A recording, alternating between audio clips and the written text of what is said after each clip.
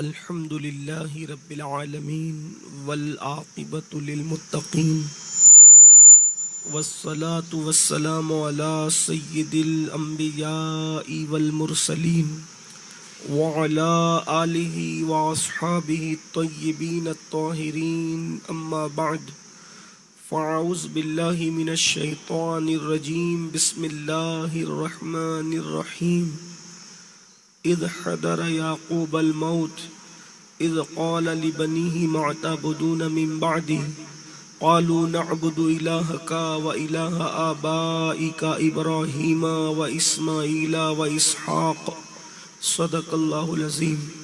غوث اعظم بمن بے سر و ساما مدد قبلہ دین مدد کعبہ ایمان مدد انتظار کرم تست من عینی را اے خدا جو و خدا بین و خدا دا مدد بگردہ بے بلا افتادہ کشتی ضعیفان و شکستہ رات و پشتی بحق خواجہ عثمان ہارون مدد کن مدد کن مدد کن یا معین الدین چشتی۔ انتہائی احترام و عقیدت کے ساتھ اپنے اور ساری کائنات کے مرکز عقیدت انیس بے کساں چارہ ساز درد منداں ہم غریبوں کے غم گسار ہم فقیروں کی ثروت شہر یار ارم تاجدار حرم نوبہار شفاعت شب اسرا کے دولہ نوشے بزم جنت دانائے سبل مولائے کل ختم الرسل خسرو خوباں سیاح لامکاں وجہ کن فکاں در اللہ المکنون سر اللہ المخزون عالم ما کانا وما یکون آب و گل انبیاء جان و دل اصفیاء مطلع ہر سعادت مقطع ہر سیادت خلاصہ کائنات فخر موجودات حضور احمد مجتبی محمد مصطفیٰ ارواحنا فدا صلی اللہ تعالی علیہ وآلہ وصحبہ وبارک وسلم کی بارگاہ بے کس پناہ میں جس طریقے سے پڑھاؤں بلند آواز سے میرے ساتھ مل کر پڑھیں الصلاۃ والسلام علیک یا رسول اللہ۔ سب مل کر پڑھیں الصلاۃ والسلام علیک یا نبی اللہ، الصلاۃ والسلام علیک یا حبیب اللہ وعلی آلک واصحابک یا نور اللہ صلی اللہ تعالی علیہ وسلم۔ نبی سرور ہر رسول و ولی ہے، نبی رازدار معلی علی ہے بےتاب جس کے لیے عرش اعظم وہ اس راہ روے لامکاں کی گلی ہے، تمنا ہے فرمائے یہ روز محشر یہ تیری رہائی کی چٹھی ملی ہے، تیرے در کا درباں ہے جبریل اعظم تیرا مدح خواہ ہر رسول و ولی ہے، شفاعت کرے حشر میں جو ہماری سوا تیرے کس کو یہ قدرت ملی ہے۔ آج کی یہ محفل عرس مبارکہ کے موقع پر ایک اللہ کے مقبول محبوب بندے ان کی یاد میں انعقاد پذیر ہے۔ اللہ تبارک و تعالی میری اور آپ سب کی حاضری کو اپنی بارگاہ میں قبولیت کا شرف عطا فرمائے۔ آیہ کریمہ کے جس حصے کی تلاوت کی گئی ہے اللہ تبارک و تعالی اس کے متعلق مجھے حق کہنے اور آپ سب کو حق سن کر اس پر عمل کرنے اور اسے عام کرنے کی توفیق عطا فرمائے۔ اولیاء کرام کی زندگی ہم لوگ بچپنے سے سنتے ہیں، اہل سنت و جماعت کے یہاں یہ دستور ہے، یہ معمول ہے کہ ہمارے یہاں ولیوں کی محبت بچپنے سے پڑھائی اور سکھائی جاتی ہے۔ بچپنے سے ہمارے بچے کبھی سرکار غوث اعظم، کبھی سرکار غریب نواز، کبھی سرکار محبوب الہی، کبھی سرکار صابر پاک، اسی طریقے سے کبھی سرکار مخدوم پاک، ان بزرگوں کی زندگیاں، ان بزرگوں کے شب و روز ہمیں بتائے اور سکھائے جاتے ہیں۔ آج کی اس محفل میں یہ بات عرض کرنے کی سعادت حاصل کی جائے گی، اس لیے کہ بڑی تعداد میں یہاں پر مائیں اور بہنیں بھی موجود ہیں اور آپ کی موجودگی بھی ہے کہ آپ جتنے بھی اولیاء اللہ کی زندگی کا جائزہ لیں گے، جتنے بھی اولیاء کرام کی زندگی کو آپ دیکھیں گے تو آپ کو یہ پتہ چلے گا کہ 95% اولیاء کرام جو ولی بنے ہیں ان میں سب سے بڑا کردار یا تو ان کی ماں کا ہے یا تو ان کے باپ کا ہے۔ ماں باپ کی محنتیں، ماں باپ کا کردار، ماں باپ کی زندگی کا اثر بچوں پر پڑتا ہے اور بچے پھر آگے چل کر ولایت کی منزلوں کو طے کرتے ہیں۔ ولایت کی کائنات میں صرف 5% اولیاء آپ کو ایسے ملیں گے جو پہلے کچھ اور زندگی گزارتے تھے، بعد میں پھر کسی کی دعا سے یا کسی کی نگاہ سے یا کسی کی تقریر سن کر یا کسی کی محفل میں بیٹھ کر یا کسی اور سبب سے اللہ تبارک و تعالیٰ نے ان کی زندگی کو بدلا اور ان کی زندگی میں انقلاب آیا اور پھر وہ ولایت کی منزل پر پہنچے۔ لیکن 95% اولیاء اللہ صرف ماں باپ کی محنتوں کا نتیجہ ہے، ماں باپ کی کاوشوں کا نتیجہ ہے، ماں باپ کی تربیت کا نتیجہ ہے۔ اس سے پتہ چلا کہ ماں باپ کی تربیت کتنا اہم رول ادا کرتی ہے۔ جس گھر میں اسلامی ماحول نہیں، اس گھر کے بچے کبھی بھی پکے اور سچے مسلمان نہیں ہو سکتے۔ جس گھر کے ماں باپ نیک، پرہیزگار اور متقی نہیں، اس گھر کے اندر کبھی بھی اسلام پروان نہیں چڑھ سکتا، بچوں کے اندر اسلامی فکر پروان نہیں چڑھ سکتی۔ آج ہم سب چاہتے ہیں جب سرکار بابا فرید کی زندگی کو سنتے ہیں، سرکار محبوب الہی کی زندگی کو سنتے ہیں، سرکار غوث اعظم رضی اللہ تعالیٰ کی زندگی کو سنتے ہیں تو ہمارا دل بھی یہ چاہتا ہے ہمارے بچے بھی تو نیک ہوں، ہمارے بچے بھی تو نیک بنے، ہمارے بچے بھی تو پرہیزگار بنے، ہمارے بچے بھی تو متقی بنے۔ بہت مشہور بات کسی کہنے والے نے کہی تھی کہ جیسا پودا ہوتا ہے اس پودے پر ویسا ہی پھول کھلتا ہے، جیسا پودا ہوتا ہے اس پودے پر ویسا ہی پھل لگتا ہے۔ اگر کسی انسان کے دل میں تمنا ہو کہ میں نے آم کھانے ہیں اور میرے پودے پر جو ہے وہ آم لگنے چاہیے، آم کا پھل آنا چاہیے، تو بتاؤ کیا انسان آم کا پھل لانے کے لیے کیا کبھی وہ نیم کا درخت لگاتا ہے، کبھی وہ املی کا درخت لگاتا ہے، کبھی وہ ببول کا درخت لگاتا ہے؟ اگر ببول کا درخت لگانے والا کتنا ہی ہوشیار ہو، کتنا ہی طاقتور ہو، کتنا ہی قوت والا ہو، کتنی ہی ڈگری والا ہو، کتنی ہی پوزیشن والا ہو، اگر اس نے ببول کا درخت لگایا ہے تو کیا کبھی زندگی میں کتنی ہی دعا کر لے، کتنی ہی کوشش کر لے، کتنی ہی کاوش کر لے، کیا ببول کے درخت پر کبھی آم کا پھل لگ سکتا ہے؟ کبھی نہیں اور ہرگز نہیں۔ تو جس طریقے سے ببول کے درخت پر کبھی آم کا پھل نہیں آ سکتا، جس طریقے سے املی کے درخت پر کبھی آم کا پھل نہیں آ سکتا، اسی طریقے سے اگر ماں باپ پاپی ہوں گے، ماں باپ مجرم ہوں گے، ماں باپ عیاش ہوں گے، ماں باپ اللہ رسول کے نافرمان ہوں گے تو ان کے گھر میں کبھی بھی متقی، پرہیزگار اور اللہ والی اولاد پیدا نہیں ہو سکتی۔ میرے پیارے آقا صلی اللہ علیہ وآلہ وسلم کے پیارے دیوانوں، اسی لیے ہمیں چاہیے کہ اگر ہم اپنے گھر میں نیک اولاد دیکھنا چاہتے ہیں تو ہمیں اپنی زندگی کو بدلنا پڑے گا، اپنی زندگی میں انقلاب لانا پڑے گا۔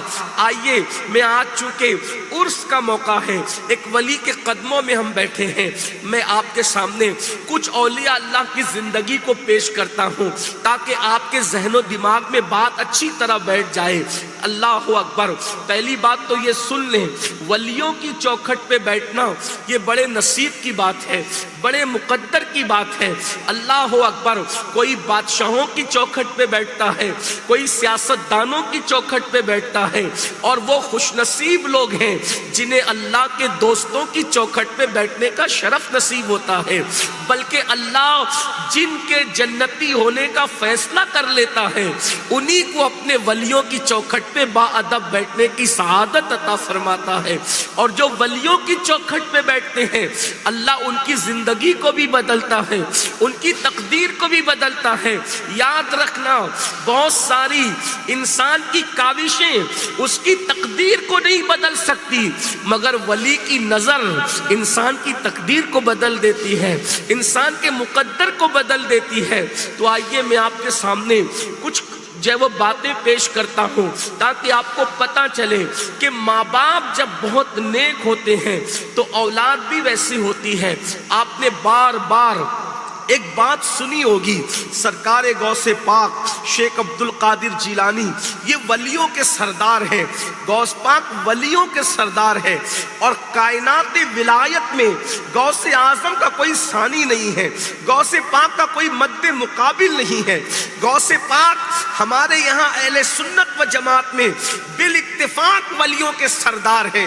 کسی سلسلے کا مرید ہو، ہر انسان کہتا ہے کہ غوث پاک سردار اولیاء ہے، غوث پاک سلطان اولیاء ہے، غوث پاک سید الاولیاء ہے، غوث اعظم وہ ہے۔ کہا گیا جس طرح نبیوں میں اللہ نے محمد الرسول اللہ کو مقام عطا فرمایا ہے، ولیوں میں اللہ نے سرکار غوث اعظم کو وہ مقام عطا فرمایا ہے۔ سرکار غوث اعظم جن کی نظروں سے تقدیریں بدلے، جس کی ٹھوکروں سے مردے زندہ ہو جائے، اور جب پیدا ہوئے تو جس دن پیدا ہوئے وہ شعبان کی آخری تاریخ تھی، اور صبح کو ماہ رمضان شریف کا آغاز تھا، ماہ رمضان شریف کی شروعات تھی۔ صبح کو سرکار غوث پاک نے دن بھر پہلی زندگی کا پہلا دن سرکار غوث پاک نے ماں کا دودھ نہیں پیا۔ صبح سے لے کر شام تک سب پریشان رہے، غوث پاک نے ماں کا دودھ نہیں پیا، اور جب شام ہوئی سورج غروب ہوا تو بغیر کسی کوشش اور کاوش کے سرکار غوث اعظم نے اپنی ماں کا دودھ پیا۔ تو لوگوں کو پتا چلا کہ سیدوں کے یہاں، اشراف کے یہاں ایک ایسا بچہ پیدا ہوا جس نے پیدا ہوتے ہی ماہ رمضان شریف کا روزہ رکھا، اور وہ ایک دن کا اتفاق نہیں تھا، بلکہ پھر رمضان شریف کا پورا مہینہ حضور غوث پاک نے دن بھر ماں کا دودھ نہیں پیا۔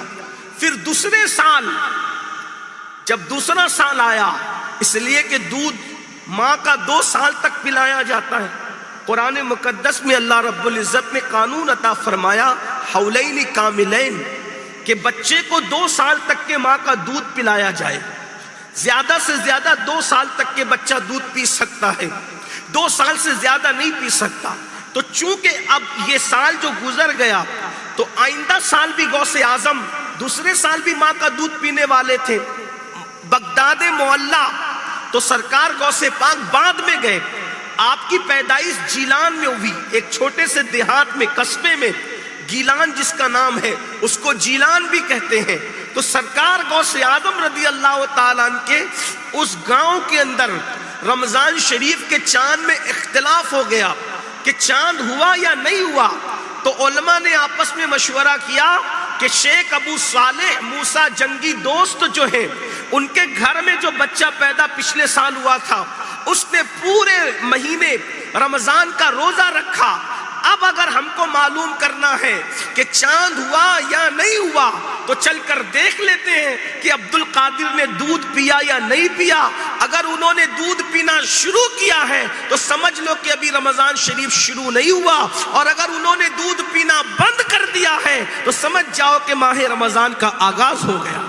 یہ ان کا بچپنا تھا، یہ ان کا بچپنا تھا سرکار غوث پاک کا۔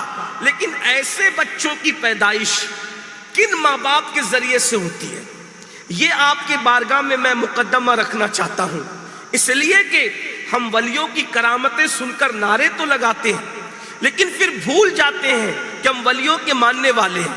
ہماری زندگی دیکھیے، اپنی زندگی میں نماز نہیں، اپنی زندگی میں سچائی نہیں، اپنی زندگی میں رزق حلال نہیں، اپنی زندگی میں وعدے کی وفا نہیں، جوا ہم کھیل رہے ہیں، شراب اور نشے میں ہم ڈوبے ہوئے ہیں، داڑیاں منڈا کر گٹروں میں ہم پھکوا رہے ہیں، ہم اور ہمارے گھر کی بیویاں اللہ کے قانون کو پیٹ کے پیچھے ڈال کر، اللہ رب العزت کی شریعت کو پیٹ کے پیچھے ڈال کر، رسول اللہ کا دل دکھاتے ہوئے ہم اپنی زندگی کو گزار رہے ہیں، تو پھر اللہ تعالیٰ سزا تو جو دینی ہے وہ تو دے گا۔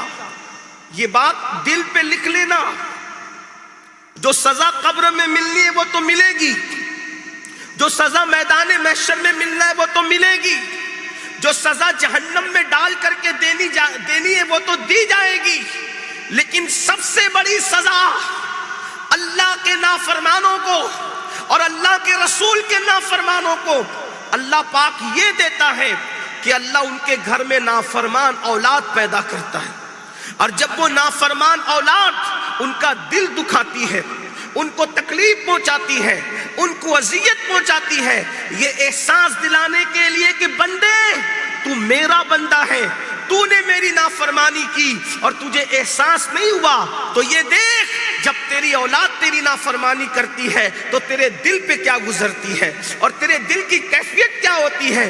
جا کر کے پوچھو ان ماں باپ سے جن کی اولاد نافرمان ہے، ناہنجار ہے، ماں باپ کا دل دکھانے والی ہے، وہ کتنا روتے ہیں، کتنا بے چین ہوتے ہیں۔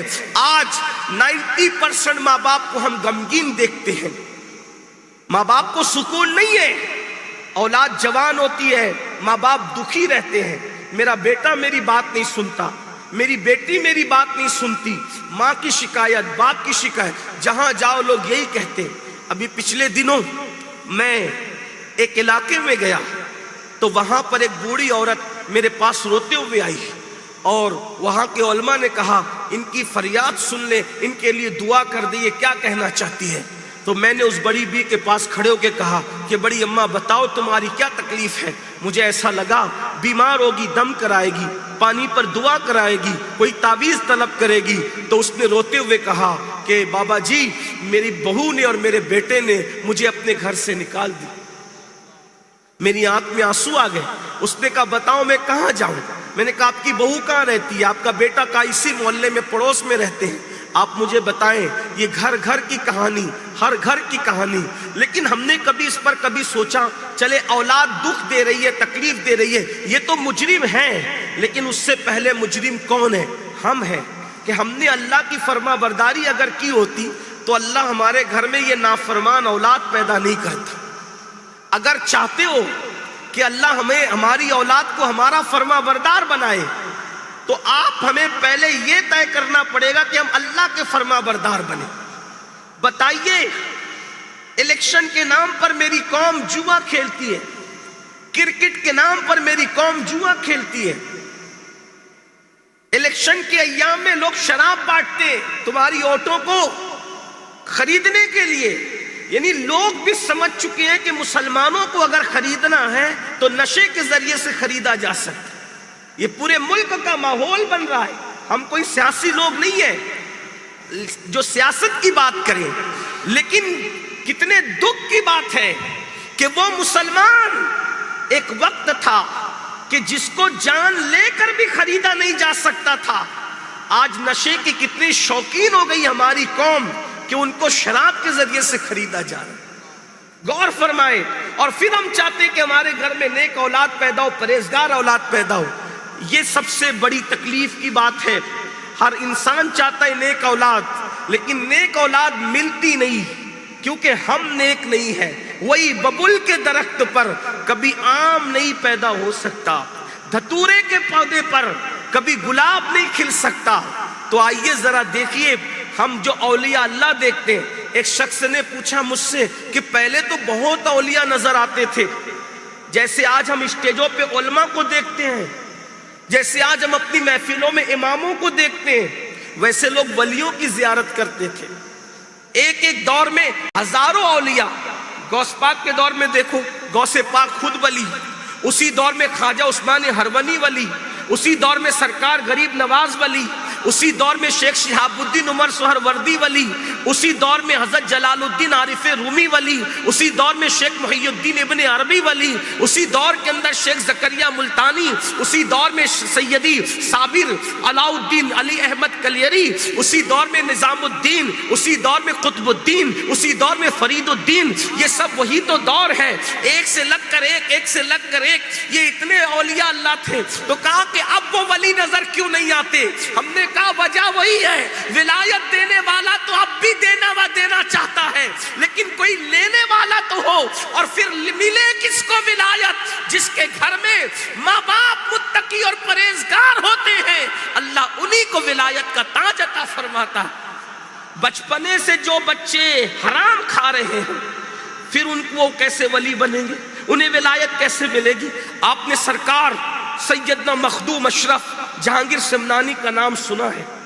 تاریخ السلطنت مخدوم اشرف جہانگیر سمنانی رضی اللہ تعالیٰ. کون نہیں جانتا؟ سلسلے اشرفیہ کے بانی کہہ لیجئے سرکار تاریخ السلطنت مخدوم اشرف جہانگیر سمنانی. دو بادشاہ ہیں، دو بادشاہ جنہوں نے بادشاہ چھوڑ کر فقیری کو اختیار کیا ہے، جنہوں نے بادشاہ چھوڑ کر ولایت کو اختیار کیا ہے. یہ بھی بہت بڑی تاریخی بات ہے مسلمانوں. کوئی ولی خانقاہ چھوڑ کر کبھی بادشاہ نہیں بنا، مگر دو بادشاہ چھوڑ کر کے خانقاہ والوں کے قدموں میں جا کر ولایت کا جام پیتے ہیں. یہ سرکار مخدوم اشرف جہانگیر سمنانی ہے. ان کے والدین کی شادی ہو چکی، برسوں بیت گئے، اولاد نہیں ہوئی. بہت دعا مانگتے تھے، بہت مرادیں مانگتے تھے، بہت منتیں مانگتے تھے، بہت دعائیں کی، لیکن اولاد نہیں ہوئی. ایک مجذوب کی دعا سے، ایک ولی کی دعا سے انہوں نے دعا دی اللہ تجھے اولاد عطا کرے. آپ کے والد کا نام تھا شیخ ابراہیم نور بخشی. یہ حسینی سادات ہیں اور سیدنا امام جعفر صادق کے بیٹے حضرت سید اسماعیل آرج جن کا مزار جنت البقیع میں ہے، یہ سیدنا ابراہیم نور بخشی انہی کی اولاد میں سے تھے. جب ان کو خبر ملی کہ ان کی بیوی سیدنا ابراہیم نور بخشی کی بیوی ان کے شکم میں بچہ آ گیا، ان کی بیوی کے شکم میں بچہ آ گیا، تو بچہ ماں کے پیٹ میں آتا ہے تو لوگ کیا کیا کرتے ہیں، خوشی کرتے ہیں، جو بھی کرتے ہیں. لیکن مخدوم صاحب کے والد سیدنا ابراہیم نور بخشی کو جیسی پتہ چلا کہ ان کی بیوی کے شکم میں بچہ آیا، تو آپ نے اپنی بہن کو بلایا اور بہن کو بلا کر کے فرمایا دیکھو میری بیوی کے شکم میں بچہ آ گیا ہے، تم ان پر پہرا دو. توجہ کرنا کیا فکر ہے، غور کرنا کیا فکر ہے. کیا فرمایا؟ تم ان پہ پہرا دو، میری بیوی کیا کھاتی ہے، کیا پیتی ہے، اور خبردار اس پہ کنٹرول رکھنا. کوئی بھی ڈاؤٹ فل لقمہ، کوئی بھی مشکوک لقمہ اس کے پیٹ میں نہیں جانا چاہیے. میری بیوی کے پیٹ میں حرام لقمہ نہیں جانا چاہیے. پوچھنے والوں نے پوچھا حضور بیوی کے پیٹ میں حرام لقمہ جانے پر آپ پابندی لگا رہے ہیں، وجہ کیا ہے؟ فرمایا ماں جو کھائے گی اسی کا اثر بچے پہ پڑے گا، تو میں نہیں چاہتا کہ میرے بچے پر حرام لقمے کا اثر پڑے اور میرا بچہ نافرمان پیدا ہو. میں یہ چاہتا ہوں جب تک ماں کے شکم میں بچہ رہے ماں حلال لقمہ کھائے تاکہ بچے کا خون صرف حلال لقمے سے بنے، تو میرا بچہ بھی متقی اور پرہیزگار پیدا ہوگا. اور جب اس احتیاط کے ساتھ مخدوم صاحب کی ولادت ہوتی ہے تو دنیا دیکھتی ہے کہ صرف 7 سال کی عمر میں آپ نے 7 قرات پر قرآن مقدس کو حفظ کر لیا تھا، اور 7 سال کی عمر میں آپ سے سیدنا خضر علیہ السلام ملاقات کے لیے آیا کرتے تھے. اندازہ فرمائے یہ حلال لقمے کی برکت ہے، لقمے حلال کی. ہم کیا کر رہے ہیں؟ اور اگر ہم سوچتے ہیں کہ لقمے سے کیا ہوتا ہے، تو یہاں پر اگر تجربے کار لوگ موجود ہیں، آپ کے گھر میں بھی بچے ہوں گے اللہ کی عطا سے، ہمارے گھر میں بھی ہے، اللہ سب کو بچے عطا کرے. کبھی کبھی ماں اگر دال کھا لے جو بچے کو دودھ پلاتی ہے، کبھی کبھی ماں آلو کھا لے، کبھی کبھی ماں چنا کھا لے، دودھ پلانے والی ماں، تو بچہ بیمار ہو جاتا ہے، گیس بچے کو ہوتا ہے۔ ایسا ہی ہے، عورتیں اس کو زیادہ سمجھے گی، اور جن کے گھر میں بچے وہ بھی زیادہ سمجھیں گے۔ آپ سے پوچھتا ہوں، آلو ماں نے کھایا، دال ماں نے کھایا، اور اس کا دودھ بچے نے پیا، تو بچہ بیمار کیسے ہو گیا؟ اس کو گیس کیسے؟ بچے نے تو آلو نہیں کھایا، پھر یہ آلو کھانے کا اثر بچے پہ کیسے پڑا؟ دال کھانے کا اثر بچے پہ کیسے پڑا؟ اسی طرح ماں نے ٹھنڈی چیز کھا لی تو زکام کس کو ہو رہا ہے؟ بچے کو ہو رہا ہے۔ تو یہ کیسے ہوا؟ تو ڈاکٹر کہتا ہے ماں کو کہو کہ ٹھنڈی چیز نہ کھائے تاکہ بچے کو زکام نہ ہو، ماں کو کہو کہ دال نہ کھائے تاکہ بچے کو گیس نہ ہو، ماں کو کہو کہ گیس والی چیزیں نہ کھائے تاکہ بچے کو۔ میں پوچھنا چاہتا ہوں، جب دال کھانے کا، آلو کھانے کا، ٹھنڈی چیزیں کھانے کا ماں کھا رہی ہے اور اثر بچے پہ پڑ رہا ہے، تو بتاؤ حرام کھانے کا اثر ماں کا بچے پر کیوں نہیں پڑے گا؟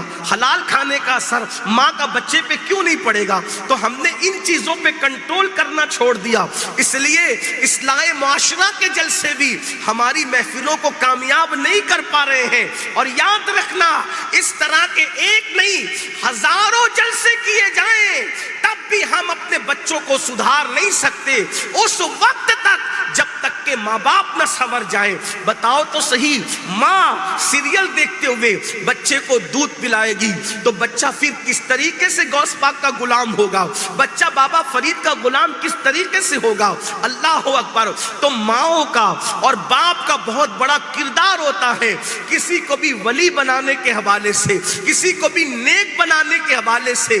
افسوس، ہماری قوم کا مزاج جب سے بدلا، اب ولی تو پیدا نہیں ہوتے، اب تو نیک بچے بھی پیدا نہیں ہوتے، بلکہ اللہ اکبر، اب تو نماز کا حال یہ ہو گیا کہ مسلمانوں کا تعلق مسجدوں سے صرف 2 رکعت جمعہ کی نماز اتنا رہ گیا ہے۔ اللہ اکبر، بتائیں تو صحیح، جس قوم کا تعلق دین سے 2 رکعت نماز جتنا رہ جائے، وہ قوم عزت کے ساتھ کیسے جی سکتی ہے؟ وہ قوم وقار کے ساتھ کیسے جی سکتی ہے؟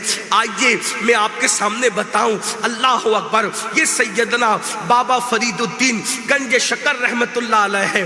بابا صاحب سلسلہ چشتیہ کے ان ولیوں میں سے ہے، ان بزرگوں میں سے ہے۔ اللہ اکبر، اگر سلسلہ چشتیہ سے بابا فرید کو ہٹا دیا جائے تو بابا فرید کے بعد کچھ بچ ہی نہیں سکتا، اس لیے کہ بابا فرید الدین گنج شکر نے 2 ایسی ہستیوں کو تیار کیا ہے، ایک تو سیدنا خواجہ نظام الدین اولیاء چشتی کی ذات ہے، اور دوسرے سرکار اللہ اکبر صابر کلیر مخدوم صابر کی ذات ہے۔ انہی دونوں سے 2 شاخیں چلتی ہے، ایک چشتی نظامی اور ایک چشتی صابری۔ اللہ اکبر، اور پھر پوری دنیا میں جو سلسلہ چشتیہ پھیلا، زیادہ تر ان دونوں بزرگوں کی محنتوں کا نتیجہ ہے۔ بابا فرید اس وقت یتیم ہو گئے جب ننھے سے بچے تھے، مختصر سی عمر تھی، آپ یتیم ہو گئے۔ اللہ اکبر، گھر کی ساری بہاریں لٹ گئی، گھر کی ساری بہاریں ختم ہو گئی۔ اللہ اکبر، بابا فرید الدین ننھی سی عمر میں فاقہ کشی کرتے ہیں، دن دن بھر کھانے کو نہیں رہتا، 2 دن کھانے کو نہیں رہتا، 3 دن کھانے کو نہیں رہتا۔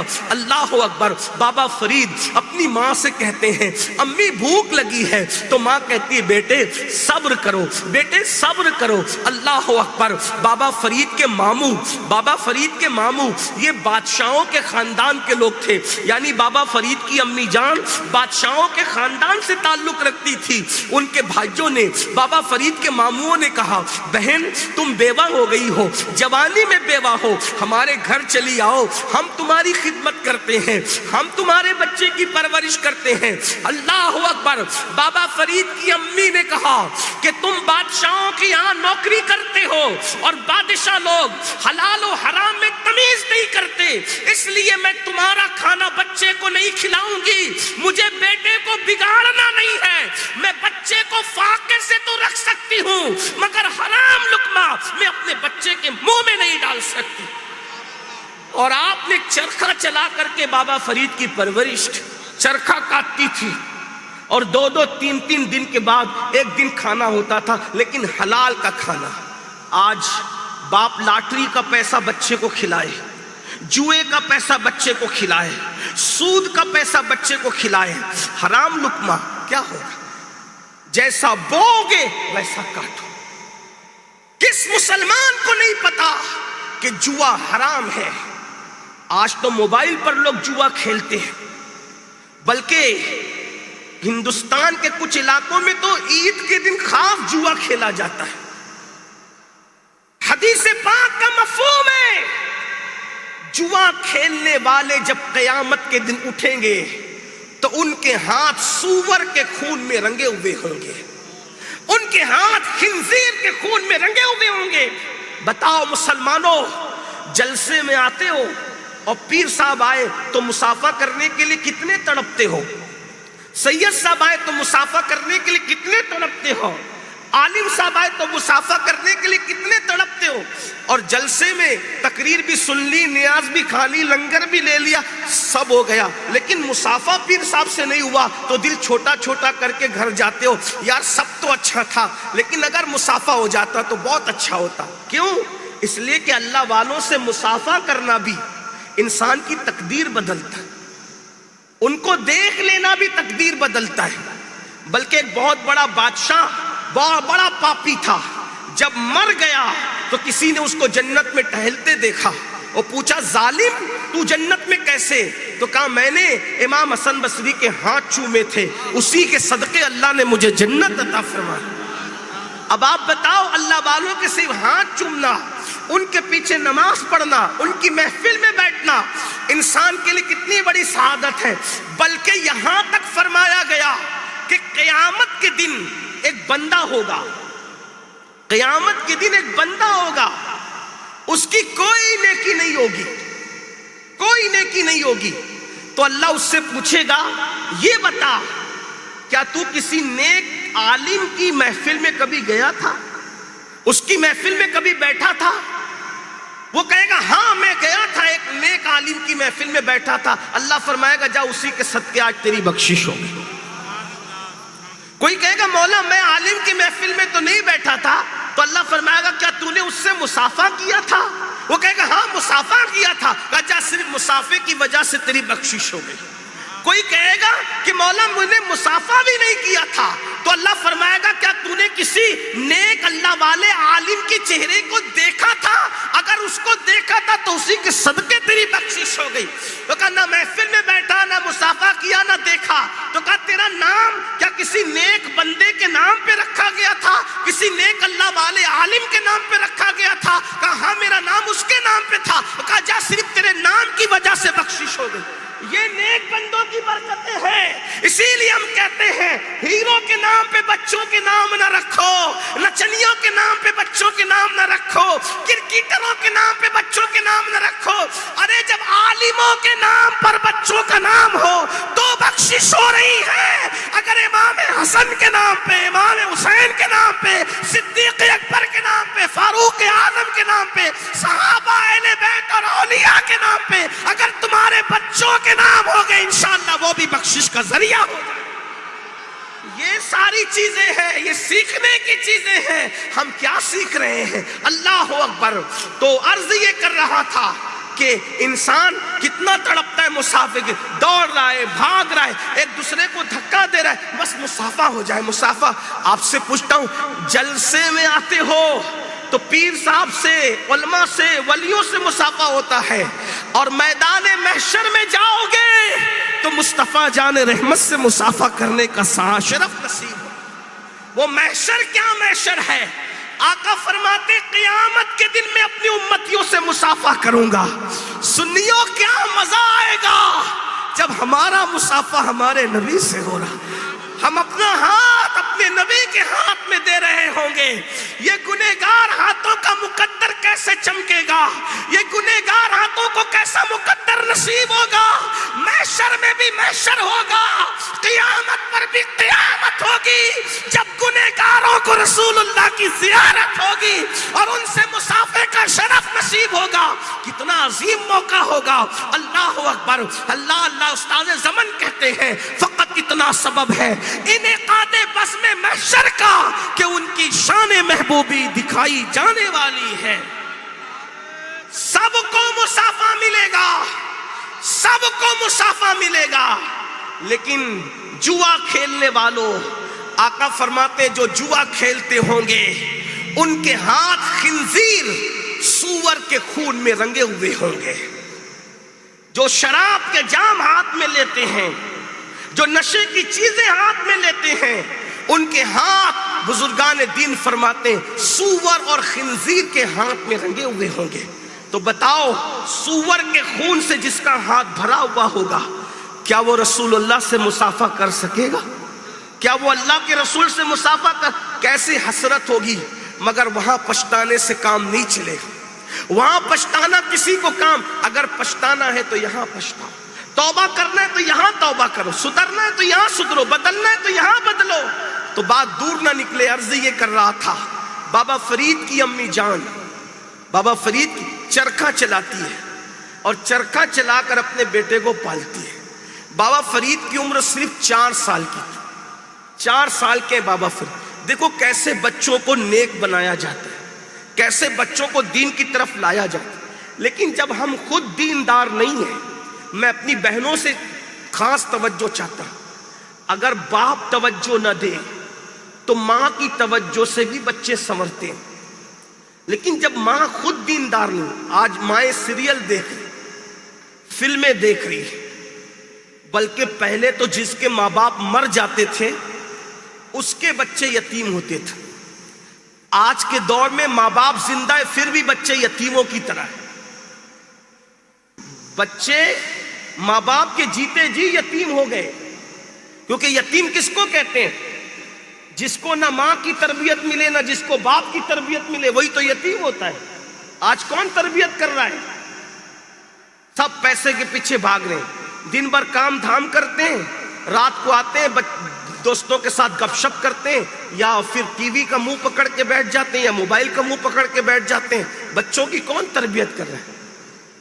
اور بچوں کی تربیت کے لیے ہی تو اللہ نے یہ حکمت، اللہ کی حکمت دیکھو۔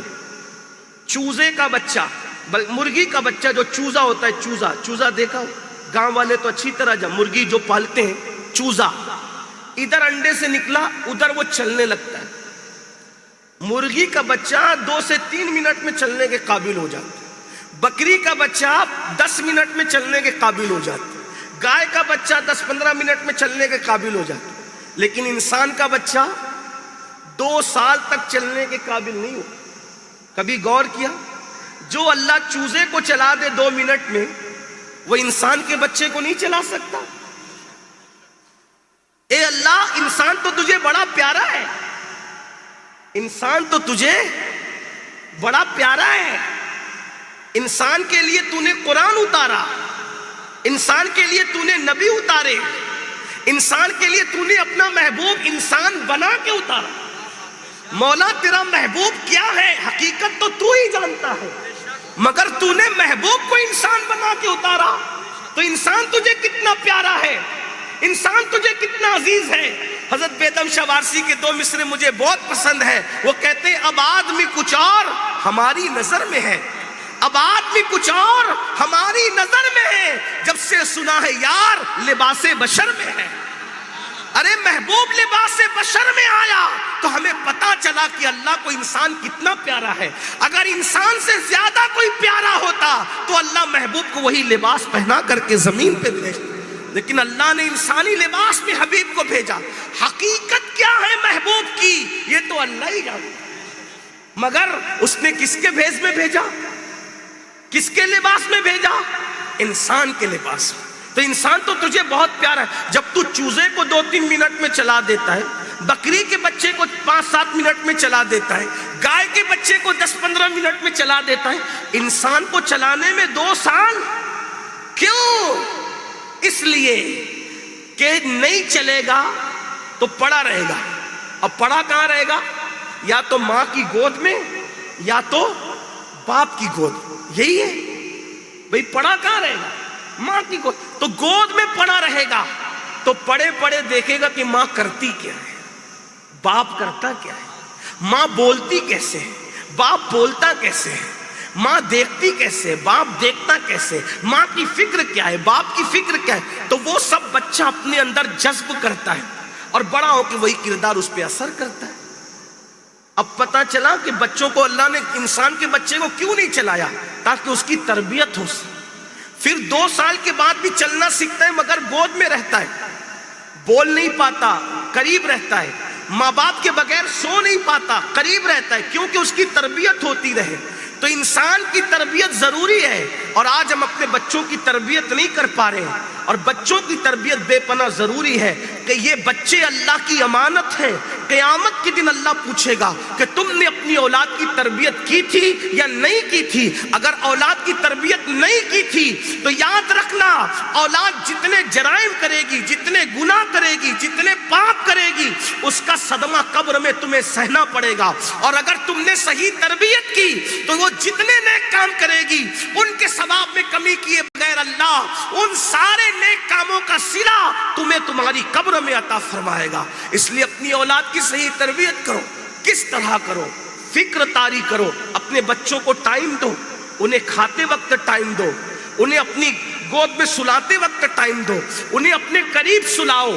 ان کو طوطا مینا کتے بلی کی کہانی نہ سناؤ، ان کو صحابہ کا کردار بتاؤ، ان کو رسول اللہ کی سیرت بتاؤ، ان کو اولیاء کرام کے قصے بتاؤ، تاکہ ہمارے بچے اسی رنگ میں رنگے. تو بابا فرید کی امی جان 4 سال کے بابا فرید رحمت اللہ تعالی علیہ کو فرماتی ہیں بیٹا ہم مسلمان ہیں. یہ بابا فرید سیدنا فاروق اعظم کے خاندان میں سے تھے، فاروق اعظم کی اولاد میں سے تھے. یہ فاروقی ہے بابا فرید الدین گنج شکر رحمت اللہ علیہ.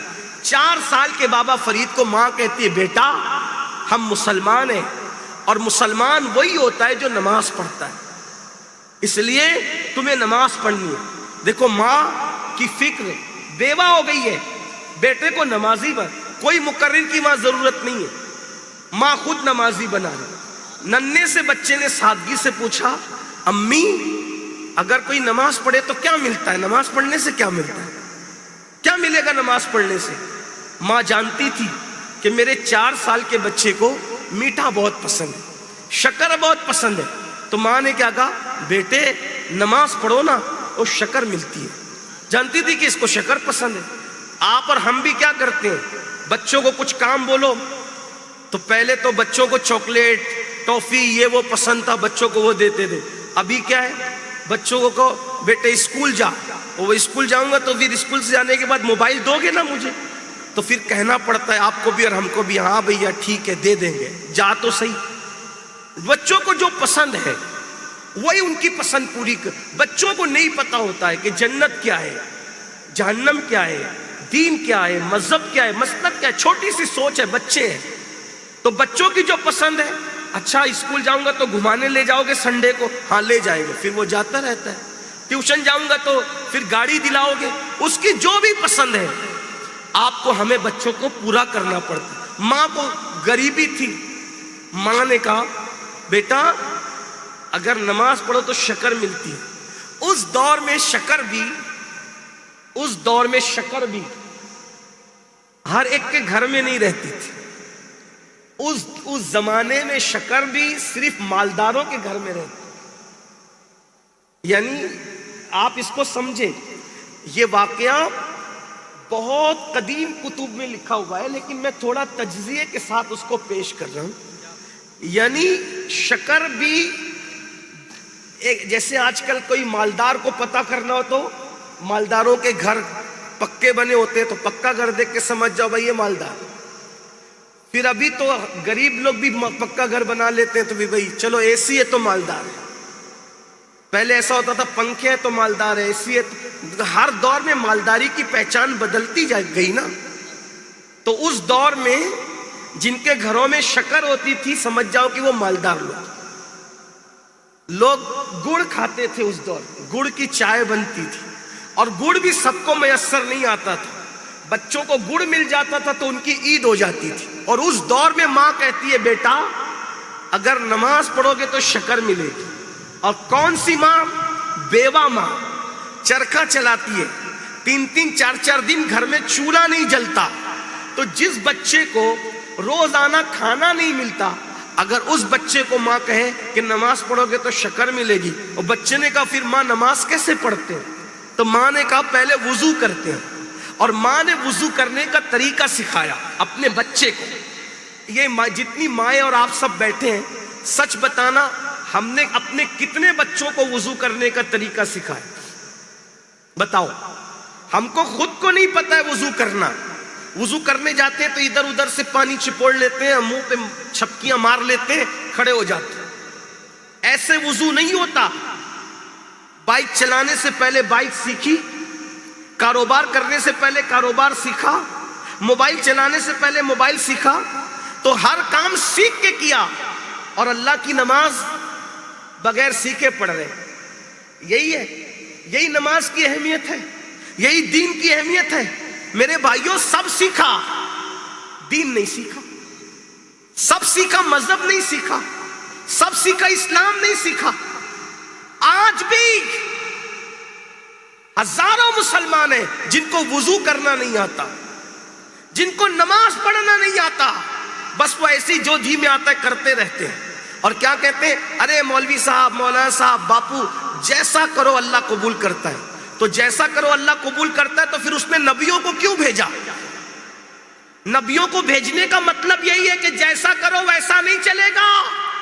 نبی نے جیسا طریقہ بتایا اس کے طریقے کے مطابق چلے گا. کچھ لوگوں کا حال یہ ہے، وہ سمجھتے ہیں ہاتھ منہ دھونا ہی وضو ہے. نہیں، وضو کا ایک طریقہ ہے. بیٹھو علماء کے پاس، سیکھو. نماز کا ایک طریقہ ہے، ویسے ہی پڑھو گے تو نماز ہوگی. اور کچھ نہیں، بہت مشکل نہیں ہے. 5 منٹ بیٹھ جاؤ کسی اچھے سکھانے والے کے پاس، وہ 5 منٹ میں وضو سکھا دے گا. آدھے گھنٹے میں نماز سکھا دے گا. بہت مشکل بھی نہیں ہے. دین آسان ہے، مگر کوئی سیکھو تو صحیح. ہم تو مائل بکرم ہے، کوئی سائل ہی نہیں. راہ دکھلائے کسے راہ روے منزل ہی نہیں. میں یہاں اگر ائمہ مساجد ہے تو ان سے گزارش کرتا ہوں، ان کا خادم ہوں، ان کی جوتیاں سیدھی کرنے کی سعادت حاصل کرتے ہوئے عرض کروں، اپنی قوم کو آدھا گھنٹہ جو بیان کرتے ہو، 25 منٹ بیان کرو، اور 5 منٹ میں ان کو کسی ہفتے وضو سکھایا کرو، کسی ہفتے ان کو نماز سکھایا کرو، کسی ہفتے ان کو روزے کے مسائل بتایا کرو، کسی ہفتے ان کو زکوٰۃ کے مسائل بتایا کرو، کسی ہفتے ان کو نکاح اور طلاق کے مسائل، تاکہ ہماری قوم کو ہم ایجوکیٹ کر سکیں، ان کو اسلامی نالج دے سکیں. 25 منٹ بیان ہو، 5 منٹ ان کو مسائل سکھا دو. پہلے تو ان کو بوریت لگے گی، لیکن دھیرے دھیرے اہمیت کی وجہ سے ان کو سمجھ میں آ جائے گا کہ ہاں یہ دین ہے. چلیے ایک مسئلہ میں آپ کو بتاتا ہوں کتنا اہم ہے. ہم لوگ نماز شروع کرتے ہیں اور نماز پوری پڑھ لیتے ہیں، لیکن پوری نماز پڑھنے میں ہماری زبان بھی ہلتی نہیں ہے. یہ شروع کیا، یعنی یہ دلی دل میں اللہ اکبر کا، دلی دل میں ثنا پڑھا، دلی دل میں سورہ فاتحہ پڑھی، دلی دل میں قل ہو اللہ پڑھی، تو نماز ہوئی ہی نہیں آپ کی. کیوں؟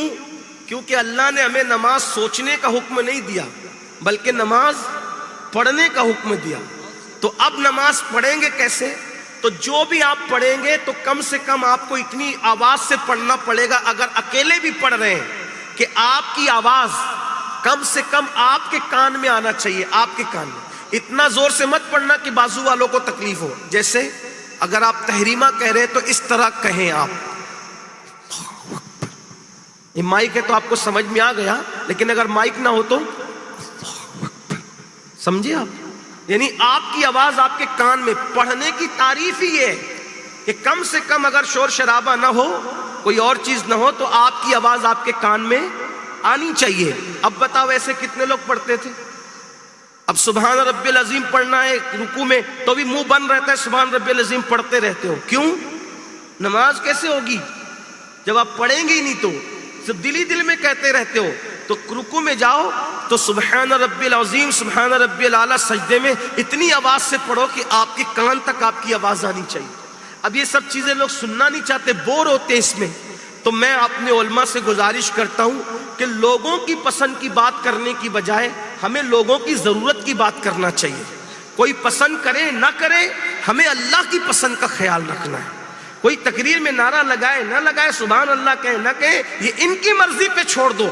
ہم اپنا ذمہ پورا کریں، کیونکہ ہمیں مر کر اللہ کی بارگاہ میں جواب دینا ہے.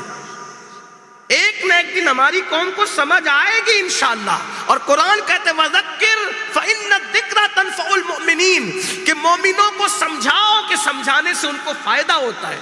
مومنوں کو نصیحت کرو، نصیحت کرنے سے ان کو فائدہ ہوتا ہے. تو چلے بات دور نکل جائے اور ٹائم زیادہ ہو جائے تو میں اپنی بات سمیٹتے ہوئے عرض کروں کہ بابا فرید کی امی پاک نے کہا بیٹا نماز پڑھو گے تو تمہیں شکر ملے.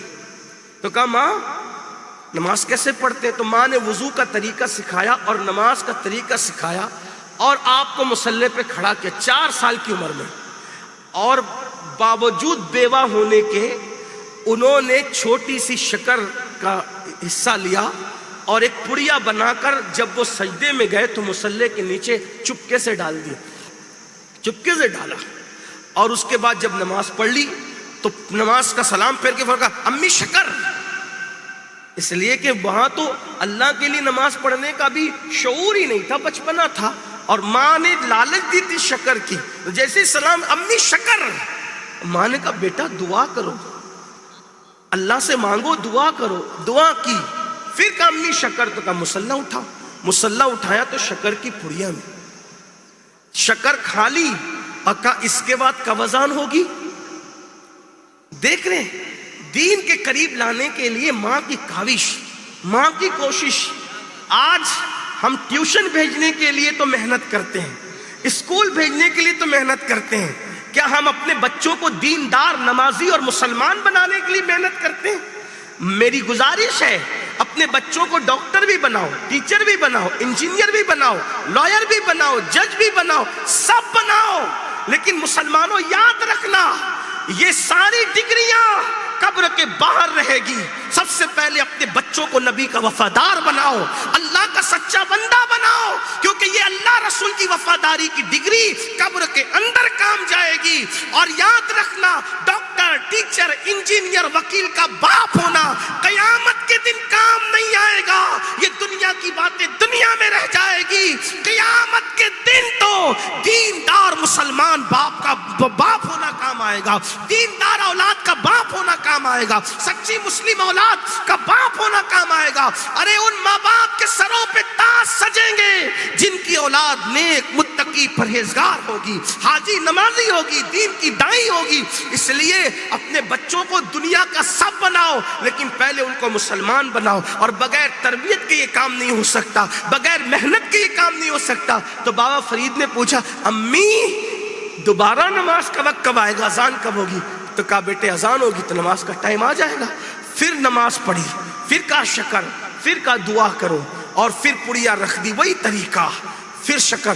اب 3 دن کھانا نہیں ملتا تھا لیکن ایک دن میں 5 بار شکر، تو نماز کی عادت پڑ گئی.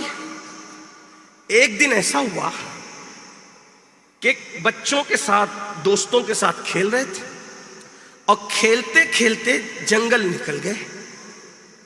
جنگل نکلے، اذان ہو گئی. اذان ہوئی تو بچوں سے کہا، دوستوں سے، کہ جنگل میں شکر چاہیے. یقین تھا نا، اس لیے کہ بچے ماں باپ کو بہت دل سے مانتے ہیں. عالم کی بات پہ شک کر سکتے ہیں، پیر کی بات پہ بھی شک کر سکتے ہیں، استاد کی بات پہ بھی شک کر سکتے ہیں، لیکن اولاد کو ماں باپ کی بات پر کبھی شک نہیں ہوتا. اس لیے یاد رکھنا جو کسی سے بھی سیکھتے ہیں وہ شکی ہو سکتے ہیں لیکن جو ماں باپ سے سیکھتے ہیں کبھی اس معاملے میں ان کو شک نہیں ہوتا. اس لیے ماں باپ کو پہلی درسگاہ قرار دیا گیا. ماں کی گود بچے کے لیے پہلا اسکول ہے، پہلا مدرسہ ہے، پہلی درسگاہ ہے. اللہ اکبر. تو اتنا یقین تھا، پورے یقین سے کہا جنگل میں شکر چاہیے دوستو. ہاں شکر یہ تو مالداروں کی چیز ہے لیکن جنگل میں تو کیسے دلائے گا فرید؟ تو کہا کہ نماز پڑھو، نماز پڑھنے سے شکر ملتی ہے. ہم تو روز شکر کھاتے ہیں، 5 وقت کھاتے ہیں نماز پڑھنے سے. اسی بچے نے کہا بابا تو پوری زندگی نماز میں گزار دی، کبھی انہیں تو گڑ کا کھڑا بھی نہ ملا. تمہاری کیسی نماز ہے فرید؟ بلکہ فرید تو کوئی نہیں کہتا تھا، مسعود. آپ کو مسعود تمہاری کیسی نماز ہے کہ تمہیں 5 وقت شکر؟ کب پڑھو تو بھائیو. کیسے پڑھے؟ بابا فرید نے ان کو طریقہ سکھا. دیکھو ماں سے سیکھا، اب دوستوں کو سکھا. چراغ سے چراغ جلتے ہیں. ادھر ماں تڑپ گئی، ادھر ماں تڑپ، ماں کو یقین تھا نماز کا ٹائم آئے گا میرا بچہ نماز پڑھے گا، نماز کا ٹائم آئے گا میرا بچہ نماز پڑھے گا۔ اللہ اکبر، ماں تڑپ گئی، مولا تیری چوکھٹ پہ لانے کے لیے میں نے یہ جتن کیے تھے، اب میری لاش تیرے ہاتھ ہے، اگر اس کو شکر نہ ملی تو اس کا اعتماد تجھ پر سے بھی اٹھے گا اور مجھ پر سے بھی اٹھے گا، پھر دنیا کی کوئی طاقت کبھی اس کو تیری چوکھٹ پہ نہ لا سکے گی۔ اے میرے کریم، تو وہ ہے جو گرمیوں میں بارش برسانے کی طاقت رکھتا ہے، تو وہ ہے جو مردہ انڈے سے زندہ مرغی کو پیدا کرتا ہے، تو وہ ہے خزاؤں میں بہار لاتا ہے، تو وہ ہے جو رات کو ہٹا کر دن لاتا ہے، دن کو ہٹا کے رات لاتا ہے، تو وہ ہے اللہ اکبر جو مختصر سے چاند کو پونم کے دن ماہ کامل بنا دیتا ہے، تو وہ ہے ماہ کامل کو اماوس کے دن ایک چاند کو جو ہے وہ اللہ اکبر اس کے شعور کو مٹا دیتا ہے، اس کی چاندنی کو ختم کر دیتا ہے، تو وہ ہے ستاروں کی انجمن تو سجاتا ہے، گلوں میں نکھت تو پیدا کرتا ہے، مولا ماں کے پیٹ میں شکل تو بناتا ہے، تو قادر مطلق ہے، تیرے لیے مشکل نہیں ہے، تو قدرت رکھتا ہے، مولا میں نے اس کو تیری چوکھٹ پہ وفاداری کے لیے لانے کے لیے شکر کی لالچ دی تھی، نماز کے ٹائم وہ ضرور نماز پڑھے گا، مولا اگر وہ نماز پڑھا اور شکر نہ ملی مولا تو میں رسوا ہو جاؤں۔ یہ کہتے ہوئے آنسو آئے اور وضو کیا، نماز پڑھی، سر سجدے میں رکھا، میری لاج رکھنا، میری لاش تیرے ہاتھ ہے۔ ادھر بابا صاحب نے ساتھیوں کے ساتھ، دوستوں کے ساتھ نماز پڑھی، اور نماز پڑھنے کے بعد دوستوں نے کہا مسعود شکر کہاں ہے، کدھر ہے تیری شکر؟ فرمایا دعا کرو، جلدی نہ مچاؤ، دعا کرو، اللہ سے مانگو۔ ادھر دعا کی اور مصلح ہٹائے تو کیا دیکھا کہ زمین شکر سے بھری ہوئی ہے، اب کوئی پڑیاں نہیں ملتی، اب کوئی پڑیاں نہیں ملتی، زمین شکر سے بھری ہوئی ہے۔ جس کو جتنا لینا تھا لیا اور لے کر کے دوڑے ماں کی طرف تاکہ ماں کو خوشخبری سنائے کہ ہم نے تو شکر، زمین کو شکر میں تبدیل ہوتے ہوئے دیکھا، یہ خوشخبری سنا دو کہ گھر میں پڑھتے تھے اکیلے تو شکر کی پڑیاں ملتی تھی، اور جنگل میں پڑا ہے تو زمین شکر میں تبدیل ہو گئی، یہ منظر بتانا ہے ماں کو ضروری۔ دوڑے دوڑے ہانپتے ہوئے گھر پہنچے، قدموں کی آہٹ سن کے ماں کا کلیجہ دھک دھک کرنے لگا ہوگا، دل کی کیفیت زیر و زمین ہو گئی ہوگی، زیر و زبر ہو گئی ہوگی۔ ماں سے کہا ماں، آواز لگائی، سر سجدے سے اٹھایا، آنکھ میں آنسو تھے، خیال تھا ابھی بولے گا، شکر نہ ملی تو کہا کیا ہوا؟ کہا امی غضب ہو گیا، حالات ہی بدل گئے۔ کہا کیا؟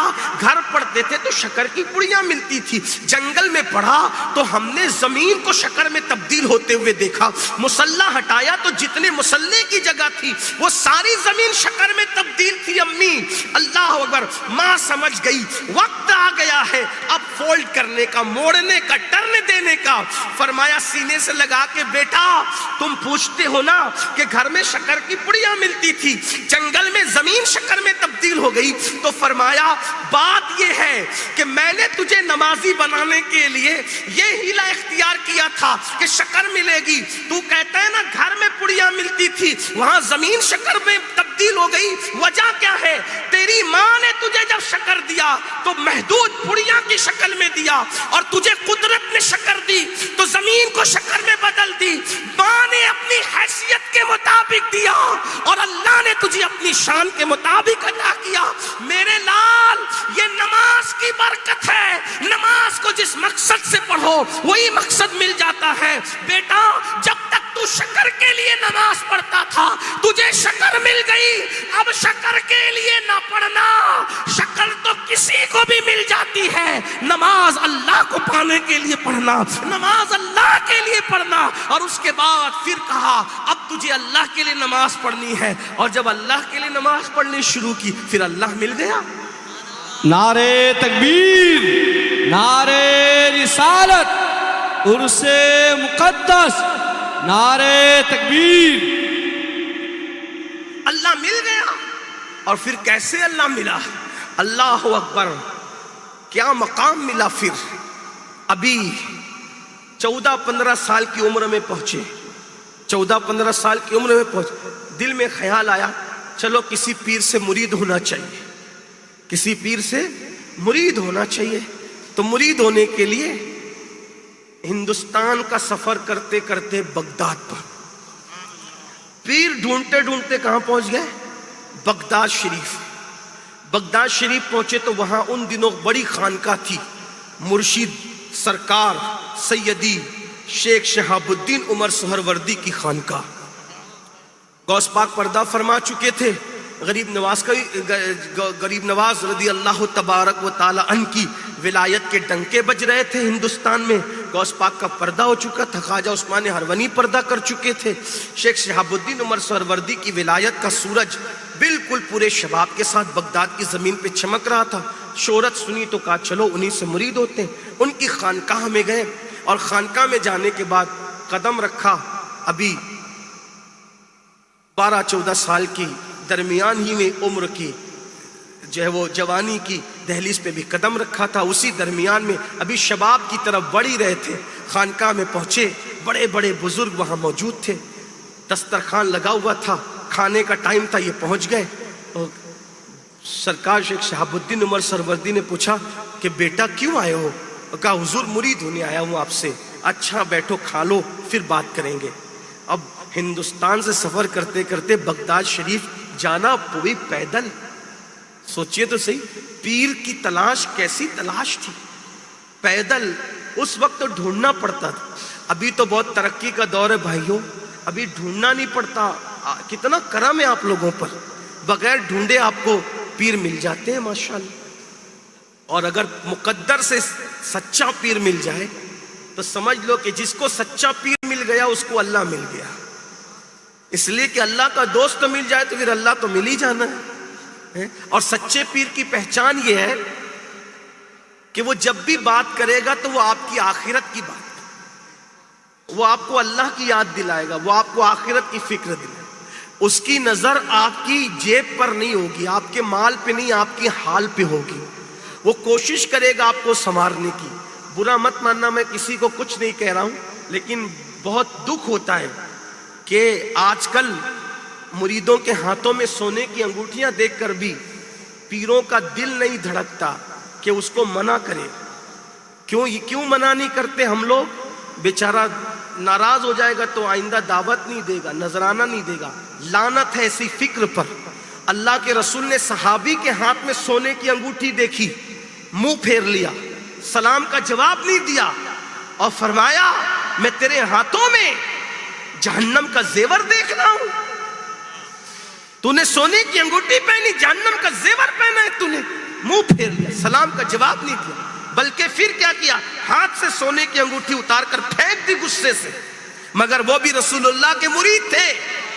حضور نے جب انگوٹھی سونے کی زمین پہ پھینکی اور حضور چلے گئے تو کسی نے کہا اٹھا لو اس کو، لیڈیز انگوٹھی بنا کر بیوی کو دے دینا۔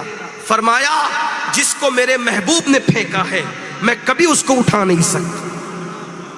اور آپ سے بھی کہتا ہوں، سونا پہننے والوں تمہیں کیا ہو گیا؟ جنتی ہو کر کے جہنمی زیور پہنتے ہو۔ سونا عورتوں کو پہننا جائز ہے، مردوں کو نہیں۔ یہ جنت میں پہنو گے انشاءاللہ تم سونا، یہ جنت سونا، یہ جنت جو دنیا میں نہیں پہنے گا اس کو جنت میں پہنایا جائے گا، اور جو دنیا میں سونا پہنے گا پھر اس کو جہنم میں ڈالا جائے گا۔ اب آپ کی مرضی پر ہے تم کو جنتی بننا ہے کہ جہنمی بننا ہے۔ شادی کے موقع پر سونے کی انگوٹھیاں مرد کیوں پہن رہے، سونے کی چین پہن رہے، سونے کے کڑے پہن رہے، یہ مسلمانوں تمہاری شان نہیں، جنتی لوگوں کی شان نہیں۔ چاندی کی انگوٹھی پہنو، وہ بھی ایک پہنو، ایک نگ والی پہنو، شریعت مطہرہ کے مطابق پہنو۔ 4-4 5-5 انگوٹھیاں پہننا، 2-2 انگوٹھیاں پہننا مردوں کی شان نہیں، مرد ایک ہی پہنے۔ دیکھو ہم پابند ہیں رسول اللہ کی شریعت کے، ہم پابند ہیں حضور کی سنت کے۔ عورتیں 5-5 پہنے، 10-10 پہنے، عورتوں کو اجازت ہے، مردوں کو نہیں ہے۔ اب آپ کہیں گے عورتوں کو کیوں ہے، مردوں کو کیوں نہیں؟ میں کہتا ہوں سائنس جہاں 1400 سال کے بعد پہنچتی ہے، رسول اللہ کا فرمان وہاں 1400 سال پہلے باتوں کو اوپن کرتا ہے۔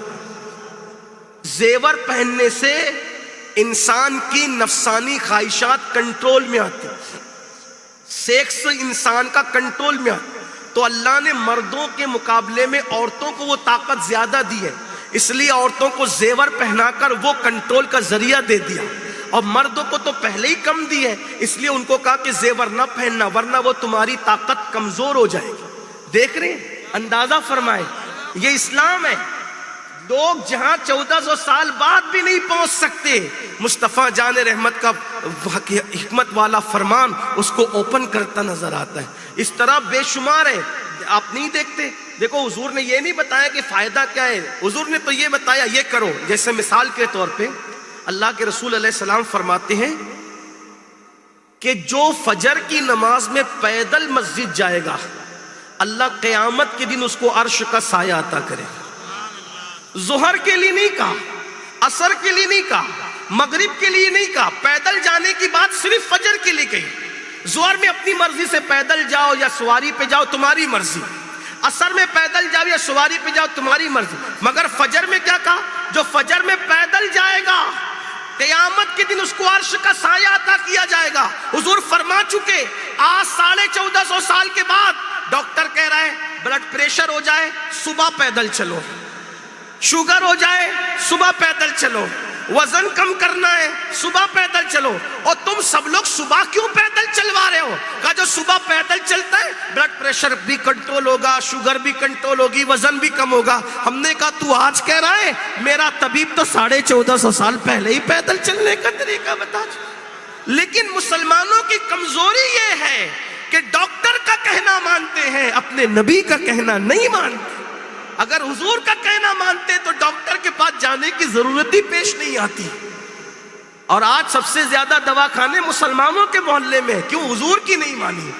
مدینہ منورہ میں ایک حکیم آیا، کئی مہینے تک رہا، کوئی مسلمان اس کے پاس گیا ہی نہیں۔ اس نے کہا کیا تم لوگ بیمار نہیں پڑتے؟ کہا نہیں پڑتے، ہم بیمار نہیں پڑتے، ہمیں دوا کی ضرورت ہی نہیں پڑتی۔ کہا کیوں نہیں پڑتی؟ کہا اس لیے نہیں پڑتی کہ ہمارے نبی کے کہنے پہ عمل کرتے ہیں، جب تک بھوک شدت کی نہیں لگتی دسترخوان پہ نہیں بیٹھتے، اور ابھی بھوک باقی رہتی ہے اور ہم دسترخوان سے اٹھ جاتے ہیں، یعنی بھوکے بیٹھتے ہیں بھوکے اٹھ جاتے ہیں، اس لیے ہم بیماری نہیں پڑتے۔ اور آج سب سے زیادہ بیمار کون پڑ رہا ہے؟ کیوں؟ برا مت ماننا، پہلے مسلمان جینے کے لیے کھاتا تھا، پہلے مسلمان جینے کے لیے کھاتا تھا، اب مسلمان کھانے کے لیے جیتا ہے۔ یہ دوپہر میں بھی کھاؤ، شام کو بھی کھاؤ، پھر صبح بھی کھاؤ، پھر عصر بعد بھی کھاؤ، پھر رات کے 2 بجے بھی کھاؤ، کھا ہی رہے۔ میں سمجھتا ہوں اس 15ویں صدی میں تو بیل بھی جو ہے وہ پیچھے ہو گیا انسانوں سے کھانے کا، وہ بھی تو جو ہے وہ رات کو کم از کم سکون سے بیٹھتا ہے، مگر یہاں تو رات کے 2 بجے تک کھانا چلتا رہتا، اس لیے بیمار پڑ۔ حضور کی نہیں مانتے، ہنسنے کی بات نہیں، ہمارے نبی صرف کلمہ پڑھانے نہیں آئے، ایمان بھی دیا، ایمان دینے کے ساتھ صحت بھی دی، صحت کا اصول بھی دی۔ دیکھو ہمارے مذہب میں روزانہ نہانے کے لیے کہا، روز نہاؤ صحت مند رہو گے، 5 وقت وضو کرو صحت مند رہو گے، 5 وقت مسواک کرو صحت مند رہو۔ نہ مسواک ہے، نہ نہانا ہے، نہ غسل ہے، نہ وضو ہے، کچھ نہیں ہے، گندگی گندگی۔ جہاں صفائی آدھا ایمان ہے۔ آج تو پانی ہر گھر میں موجود ہے، اس دور میں پانی خریدا جاتا تھا، تب میرے آقا نے نہانے کی ہمیں ترغیب دلائی اور فرمایا ہر قطرے پر تمہیں ثواب ہے، ہر قطرے پر ثواب۔ لوگ سب ہمارے نبی کے فرمان پہ لوگ عمل کریں اور ہم لوگ حضور کے فرمان پہ عمل نہ کریں۔ لوگ کہہ رہے، آج سائنس کہہ رہی جس کی داڑھی 1 مشت ہوگی نا انشاءاللہ اس کو گلے کا کینسر نہیں ہوگا، کیونکہ داڑھی آنے والے جراثیم کو بالوں پہ روک لیتی۔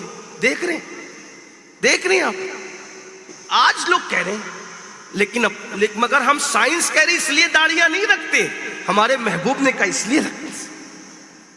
یہ جو پانی پہ جو دم کیا جاتا ہے، آج سائنس کیا کہہ رہی، جب ہم پانی پہ کوئی اچھی بات کرتے ہیں تو پانی پر پوزیٹو اثرات ہوتے ہیں جو انسان کے اندر شفا کی جو ہے وہ صلاحیت رکھتے ہیں، یعنی دم کیے ہوئے پانی کی بھی لوگ آج اہمیت بتا رہے ہیں۔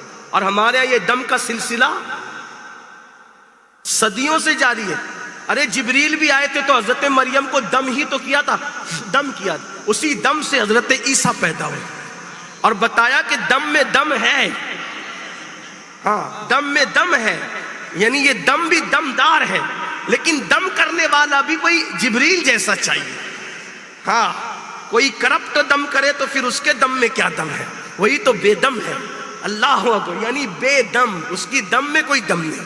لیکن ایک ہمارا بھی بے دم ہے جو بولتا ہے تو بہت دمدار بولتا ہے، اور اسی بے دم کی دمدار بات کو کہتے ہیں کہ بے دم یہی تو 5 ہے مقصود کائنات، خیر النساء حسین و حسن مصطفیٰ علی. عدم سے لائی ہے ہستی میں یہ بے دم شاہ صاحب ہی کہتے. تو بات دور نکل گئی، میں بات ختم کر رہا ہوں. عرض یہ کر رہا تھا کہ حضرت سیدی شہاب الدین سہروردی رحمت اللہ علیہ نے فرمایا پہلے کھانا کھا لو. بابا فرید سے کہا پہلے کھانا کھا لو پھر دیکھیں گے.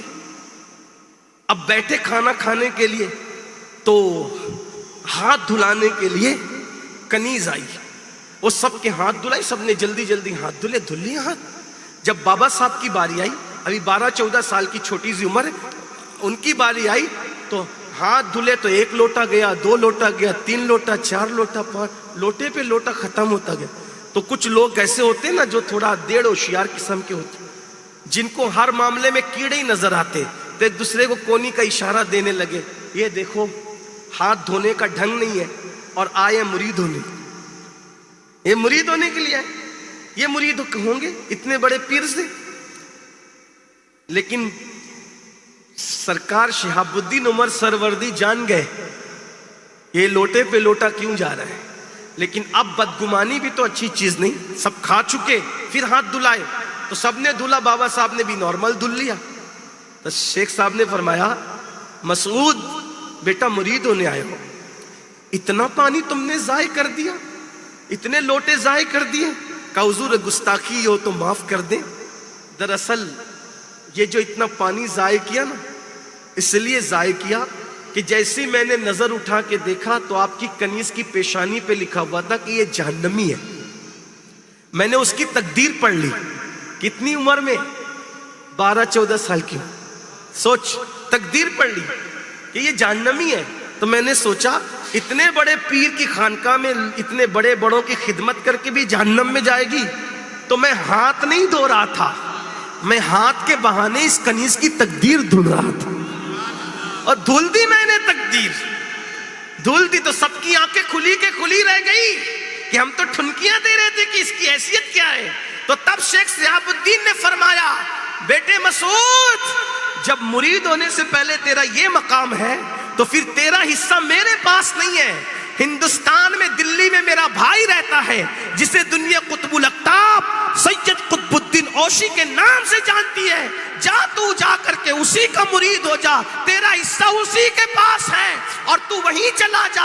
تو اس وقت لوگوں نے پوچھا فرید ہم نے سنا ہے انسان کو پیر یہ مقام عطا کرتا ہے، لیکن پیر کا مرید ہونے سے پہلے یہ تجھے مقام کیسے ملا؟ فرمایا میری ماں کی تربیت نے مجھے یہ مقام عطا کر دیا. ماں کی تربیت نے یہ مقام عطا کیا ہے، میری ماں نے یہ تربیت کی ہے میری. اور پھر جب سرکار قطب الدین بختیار کاکی کے پاس پہنچے تو بابا قطب الدین نے مرید کیا، اور مرید کرنے کے بعد کہا تجھے چلہ کرنا ہے، اور چلہ کرنے کے لیے بٹھایا تو سرکار غریب نواز آئے. ان دنوں غریب نواز سرکار بھی ظاہری طور پہ حیات. دلی آئے تو سب مرید آئے، بابا صاحب نہیں آئے. سارے مرید ملنے آئے دادا پیر سے، لیکن قطب الدین بختیار کاکی کا ایک مرید بابا فرید ملنے نہیں آئے. حجرے میں عبادت میں مشغول تھے. تو غریب نواز سرکار نے خود کہا قطب بابا سب تمہارے مرید ملنے آئے، وہ ایک نہیں آیا؟ کہا سرکار وہ حجرے میں بیٹھا ہوا ہے. تو کہا ابھی بلاتا ہوں. کہا نہیں، اب ہم خود جائیں گے اس سے ملیں گے. دیکھو نا کیا شان ہے بابا فرید سرکار کی. ہمارے پڑوس میں رہتے ہیں، سرکار کا مزار پاک پٹن میں ہے. میری تمنا ہے، میں دعا کرتا ہوں اللہ پاک تو نے سب بزرگوں کے مزارات دکھا دے. اب اس وقت تک موت نہ دینا جب تک میں اپنے بابا صاحب کی قدموں میں حاضری نہ دے. بڑی بارگاہ ہے. ارے جو پیر ہو محبوب الہی اور صابر پاک جیسے، کیا ہستی ہوگی. ولی لوگ جانتے ہیں، اولیاء کو پتہ ہے ان کا بابا فرید کا مقام کیا ہے، فرد فرید ہے وہ. ان کے بارے میں جو اولیاء جانتے ہیں، اگر آپ لوگوں کو پتہ چل جائے تو بابا صاحب کے نام پہ وجد کرنے لگو. ہاں بابا صاحب، اب بابا صاحب وہ ہیں، ہندوستان کے کئی جنگلوں میں آپ نے چلے کیے، چلے میں اللہ کے عشق میں ان کو، اللہ عشق کے حق میں ان کو جب وجد آتا تھا تو ان کے ساتھ درخت تو جھومنے لگتے. اور وہ جو درخت تو جھومے ہیں جنگلوں میں، تو ابھی بھی وہ اس طریقے سے گھومے ہوئے درخت ہیں. جا کے ایم پی کے جنگلات میں دیکھو، ابھی بھی وہ نشانات موجود. یہ وہ لوگ، بابا صاحب نے جو چلے کیے نا، بابا فرید نے چلوں کے درمیان ایسی عبادت کی ہے کہ چیل اور کوے گوشت کو نوچ نوچ کے کھاتے. یہ باتوں پہ لوگ یقین نہیں کرتے، کہتے کہانی قصہ ہے. جو لوگ جمعہ کی 2 رکعت پڑھ کے بھاگتے ان کو کیا پتہ عشق الہی کیا ہے، ولایت کیا ہے. یہاں تو صرف سفید چمڑی دیکھ کر کے کہتے یہ ولی ہو گیا. ولایت کی بڑی منزلیں، ستاروں کے آگے جہاں اور بھی ہے، ابھی عشق کے امتحان اور بھی ہے. تو شاہی یہ پرواز ہے کام تیرا، تیرے سامنے آسماں اور بھی ہے. اس راہ میں قدم تو رکھ کر کے دیکھو. حضرت شاہ نیاز بے نیاز نے فرمایا تھا، بُلحوث پاؤں نہ رکھیو اس راہ کے بیچ، بُلحوث پاؤں نہ رکھیو اس راہ کے بیچ. منزلیں ہے، منزل عشق ہے، یہ راہ گزر عام نہیں. یہ عشق کی منزلیں ہیں، یہ عام رستہ نہیں ہے کہ کوئی بھی آ کر چلا جائے. نمازی بننا آسان، حاجی بننا آسان، غازی بننا آسان، عاشق بننا بہت مشکل کام ہے. اور یہاں سب عاشق بنتے ہیں اور فجر میں اٹھنے کی توفیق. اللہ کے رسول علیہ السلام فرماتے ہیں، جو مجھ سے عشق کا دعویٰ کرے اور پوری رات سوتا رہے وہ جھوٹا ہے، جھوٹا. عاشق رات کو سو ہی نہیں سکتا، وہ تو راتوں کو عبادت کرے گا. اس کی زبان چلتی رہی ذکر میں، اذکار میں، کلمے میں، درود میں. یہاں تو رات کو موبائل چلاتے رہتے ہیں، گیم کھیلتے رہتے ہیں، یوٹیوب پہ مصروف ہے، فیس بک پہ. ہم کون سے عاشق ہیں؟ اللہ کرے ہم عاشق ہوں. تو بات میں سمیٹتا ہوں. آج بابا فرید کی یاد آ گئی، عرس تھا تو میں نے مجھے عنوان دیا کہ اولیاء اللہ پہ بولنا، تو پوری تقریر بابا فرید پر ہی ہو جائے. میں بات ختم کرنے لگا ہوں. تو بابا فرید سرکار کے جسم کو، گوشت کو چیل کوے نوچ نوچ کھاتے تھے، اور عشق میں ایسے گم تھے، عبادت میں ہوش نہیں تھا. تو کوا، ایک بار پرندہ، ایک کوا پرندے کو جانتے ہو، اس کو آنکھیں بڑی پسند ہے، اور گوشت تو کھاتے کھاتے اس نے بابا فرید سرکار کی آنکھ کھانا چاہیے. تو آپ نے کہہ دیا، کاگا کاگا، بڑا مشہور شعر ہے آپ کا، کاگا کاگا چن چن کھائیو کھا جائیو سب ماس. ماس کہتے ہیں کاگا کاگا چن چن کھائیو کھائیو سارا ماس. دو نینا موہ مت کھائیو موہ پیا ملن کی آس. او کوے، تجھے کھانا ہے تو میرا پورا جسم کھا لے، لیکن میری آنکھیں مت کھانا. کیوں؟ آنکھیں کھا لے گا تو یار کا دیدار کیسے کرے؟ مجھے یار کے دیدار کی آس. یہ اسی لیے تو اتنی عبادت کر رہا ہوں کہ یار کا دیدار. میں بھی اس مقام پہ پہنچ کے مجھے بڑا دکھ ہوتا ہے، یا اللہ ہم تیرا دیدار کن آنکھوں سے کریں گے؟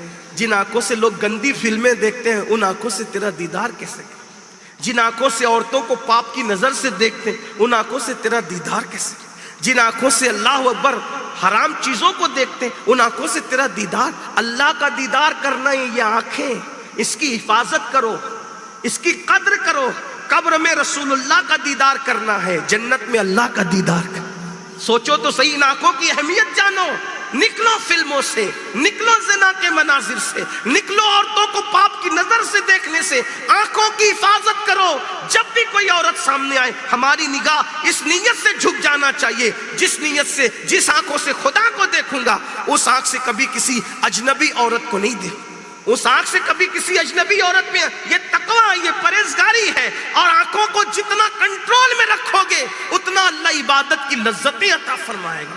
اور عورتوں کو چاہیے کہ وہ بھی مردوں کو دیکھنے سے آنکھوں کی حفاظت کرے، کیونکہ تم مردوں کو دیکھنے سے بچو گی، اللہ تمہیں بھی عبادت کی لذت عطا کرے گا، ایمان کی لذت عطا کرے گا.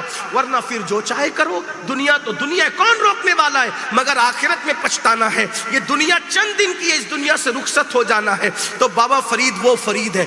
تو سرکار غریب نواز نے کہا اب اس کو نہ بلانا، ہم خود جائیں گے اس سے ملنے کے لیے. دیکھو یہ مقام ملتے ہیں پرہیزگاری میں تک. غریب نواز جیسی ہستی 90 لاکھ کو کلمہ پڑھایا. اللہ کا وہ محبوب بندہ جب مکہ گئے تو آواز آئی معین الدین ہم نے تجھے قبول کیا، تجھے بھی بخش دیا، اور قیامت تک جو تیرے سلسلے میں مرید ہوگا ہم نے اس کو بھی بخش دیا. غور تو فرمائیں، یہ وہ اللہ کے محبوب لوگ ہیں. تو سرکار غریب نواز نے کہا بابا قطب ہم خود چلیں گے ملنے کے لیے. گئے تو فاقہ کشی سے حالت یہ تھی، توجہ کرنا اب یہاں بات میں ختم کرنے لگا ہوں. ولایت کی بات تھی، پیری مریدی کی بات مکمل ہوتی ہے. دونوں بزرگ گئے، فاقہ کشی کرتے کرتے حالت یہ تھی کہ اٹھنے کی طاقت نہیں تھی کہ پیر کے لیے اور پیر کے پیر کے لیے، دادا پیر کے لیے اٹھ کے کھڑے ہوں، طاقت نہیں تھی. مگر اس کے باوجود بھی آپ نے کیا کیا؟ اٹھنے کی طاقت نہیں تھی تو ایسے ہی بیٹھے بیٹھے ہی پیر کے قدموں پہ جھک گئے. تو پیر نے کہا مسعود میرے پیر کے قدموں پہ پہلے جھکو، پہلے ان کی قدم بوسی کرو. تو کہتے ہیں مجھے کیا پتا معین الدین کون ہے، میں نے تو معین کو آپ کے ذریعے سے پایا ہے، پہلے میرا پیر پھر پیر کا پیر. تو سرکار قطب صاحب کو جلانا، کیسی بات کرتے ہو؟ تب غریب نواز سرکار نے فرمایا بابا قطب مرید ہونا سیکھنا ہے تو کوئی اس سے سیکھے. اور پھر سینے سے لگا کر کے وہ سارے مقام عطا کر دیے جس کا ذکر بیان سے باہر ہے. اور پھر فرمایا اس کا معاملہ اب معلق نہ رکھو، اس کو عطا کر دیا گیا. اور پھر فرمایا قطب تو نے ایسے شہباز کا شکار کیا ہے، ایسے شہباز کا کہ اس کے ذریعے سے قیامت تک تیرا نام زندہ رہے گا. بابا قطب کہا کرتے تھے قیامت میں اللہ مجھ سے پوچھے گا قطب الدین تو میرے لیے کیا لایا ہے، تو میں فرید الدین کو پیش کر دوں گا. اسی کے صدقے اللہ میری بخشش فرما. یہ ولی لوگ ہیں، یہ ولایت ہے، یہ ولیوں کے مقامات ہیں، اور یہ وہ درجے ہیں جس کو عام انسان سمجھ نہیں سکتا. ہم سنی خوش نصیب ہے کہ اللہ نے ہمیں ولیوں کے دامن سے وابستہ رکھا. ولیوں کے دامن سے وابستہ رہیے، ولیوں کی چوکھٹ سے وابستہ رہیے. اور اس کا فائدہ کیا ہے؟ قرآن کہتا ہے الاخلاء یومئذ بعضهم لبعض عدو الا المتقین. قیامت کے دن کوئی کام نہیں آئے گا، نہ تمہارے دوست نہ تمہارے ماں باپ، یعنی سب تمہارے پکے دوست و دشمن بن جائیں گے. الا المتقین، ولی لوگ تمہارے کام آئیں گے، اولیاء تمہارے کام آئیں گے. یہ ولی لوگ وہ ہیں، حدیث پاک میں آتا ہے اللہ ولیوں سے کہے گا جاؤ تم سب جنت میں جاؤ. اللہ ولیوں سے کیا کہے گا؟ جاؤ تم سب جنت میں جاؤ. وہ کہیں گے مولا ہم جنت میں جائیں، ہمارے ماننے والے کدھر؟ ہم نے اس لیے راتوں کو عبادتیں نہیں کی تھی، اس لیے رت جگہ نہیں کیے تھے، محنتیں نہیں کی تھی کہ ہم اکیلے جائیں گے. مولا ہمارے ماننے والے کہاں ہیں؟ تو اللہ کے کرم کو جوش آئے گا، اللہ فرمائے گا تم بھی جاؤ، اور جو جو تم سے دنیا میں محبت کرتے تھے ان کا ہاتھ پکڑو اور ان کو بھی لے کر کے جاؤ. اور روایتوں میں آتا ہے وہ اولیاء اللہ اپنے ماننے والوں کے ہاتھ پکڑیں گے اور اپنے ساتھ ان کو جنت میں لے جائیں گے. روایتوں میں آتا ہے اتنی بڑی تعداد میں وہ اپنے ہاتھوں کو پکڑ کر جنت میں لے جائیں گے کہ جنت کے دروازوں سے چر چر کرنے کی آواز آ رہی ہوگی. سنیوں اپنا مقدر کیا ہے؟ ہم ایک ولی کو مانتے ہیں، اللہ اکبر، ہم تو ہر ولی کو مانتے ہیں. کبھی بابا فرید، کبھی صابر پاک، کبھی غوث پاک، کبھی غریب نواز، سرکار احمد کبیر رفاعی، کبھی مخدوم اشرف جہانگیر سمنانی، کبھی سرکار شاہ منور، کبھی سرکار شاہ دولہ، کبھی شاہ وجیہ الدین گجراتی، کبھی اللہ اکبر. یہ بڑے بڑے اولیاء کا دامن ہمارے ہاتھ میں ہوگا انشاءاللہ. انہی کا دامن پکڑ کر ہمیں جنت میں جانے کی سعادت ملے گی. اور یوں بھی حدیث پاک میں آیا ہے جو دنیا میں جس سے محبت کرے گا وہ قیامت کے دن اسی کے ساتھ اٹھایا جائے گا. اس لیے خود بھی ولیوں سے محبت کیجئے، اپنی اولاد کے دلوں میں ان کی محبت پیدا کیجئے. اور ان اولیاء اللہ کے ماں باپ نے جیسے نیک بن کر اپنی اولاد کو نیک بنایا، ہم بھی اپنی اولاد کو نیک بنائیں. ٹیوشن میں جانے کے لیے ہم اپنے بچوں کو صبح جگاتے, اسکول جانے کے لیے جگاتے, فجر کی نماز کے لیے بھی جگایا کیجئے. انہیں آپ بھی نمازی بنائیے, نیک بنائیے, پرہیزگار بنائیے. ہر بچے کو قرآن پڑھنا سیکھنا سکھائیے. قرآن پڑھنا ہر بچے کو بچی کو آنا چاہیے. ہر بچے بچی کو نماز پڑھنا آنا چاہیے. اسلامی عقائد ہر بچہ بچی کو پتہ ہونا چاہیے. اللہ تعالیٰ سے دعا ہے اللہ پاک سب سے پہلے مجھے آپ سب کو عمل کی توفیق عطا فرمائے. ولیوں کے دامن سے یہاں بھی وابستہ رکھے, وہاں بھی وابستہ رکھے. انہی کے ساتھ ہمارا حشر نشر فرمائے. اور گفتگو کے درمیان اگر کوئی غلطی ہو گئی اللہ تعالیٰ معاف فرمائے. آخری میں یہ بات کہہ دوں, میں ابھی کرسی سے اتر کے یہاں بیٹھ گیا پلتی مار کے, حالانکہ مجھے اس طرح بیٹھنے میں دقت آتی ہے. تو ایک میرے بھائی نے مجھ سے کہا کرسی پہ بیٹھ جائیں. میں ہمیشہ لوگوں کو کہتا ہوں جہاں بھی کسی ولی کی مزار نظر آتی ہو اسٹیج سے, گنبد نہیں مزار, ہم لوگوں کو ہمارے بزرگوں نے بتایا کہ بیٹا کبھی وہاں پیر لٹکا کے نہیں بیٹھنا. ولیوں کے مزارات کے سامنے پیر لٹکا کے بیٹھنا یہ بے ادبی ہے. اس لیے ہم ایسی جگہ پہ جہاں سے مزار نظر آتا ہو خود بھی پیر لٹکا کے نہیں بیٹھتے. کوئی حرام ناجائز نہیں ہے, کوئی بیٹھے گا تو کوئی گناہ گار نہیں ہوگا, لیکن ادب کا تقاضا کچھ اور ہوتا ہے. یاد رکھنا ولیوں کے یہاں جاؤ تو ادب کرو. وہاں جا کر مانگنے سے جتنا ملتا ہے اس سے زیادہ ادب کرنے سے ملتا ہے. میں تقریر ختم کر چکا لیکن آپ کو نصیحت کر رہا ہوں. اور جب بھی آپ مجھے بلایا کریں یا تو اسٹیج ایسی جگہ لگایا کریں جہاں سے گنبد نظر آئے چلے گا, مزار نظر نہیں آنا چاہیے. اگر آپ مجھے کرسی پہ بٹھانا چاہتے تو ایسی جگہ بٹھائیں کہ پھر مزار وہاں سے نہیں, ایک دم بالکل سامنے مزار دکھ رہا ہے. اور مزار کسی کا بھی ہو, ہمارے یہاں ولی کا احترام ایسے ہی کرتے ہیں. اگر وہ ظاہری حیات میں بیٹھے ہوتے تو ہم ان کا کیسے احترام کرتے, تو وصال کے بعد بھی ہم ان کا احترام ویسے ہی کرتے ہیں. کیونکہ ولی زمین کے اوپر ہو یا زمین کے اندر ہو, ہمارے لیے ولی تو زندہ ہی ہے. تقریر ختم ہو گئی. ادب کی برکت بتاؤں تو آخری بات, تقریر ختم کر چکا, وقت ویسے میں آپ کا زیادہ لے چکا ہوں, لیکن ادب کی بات بتاؤں. مانگنے سے وہ نہیں ملتا جو ادب کرنے سے. کہتے ہیں ادب سیکھو.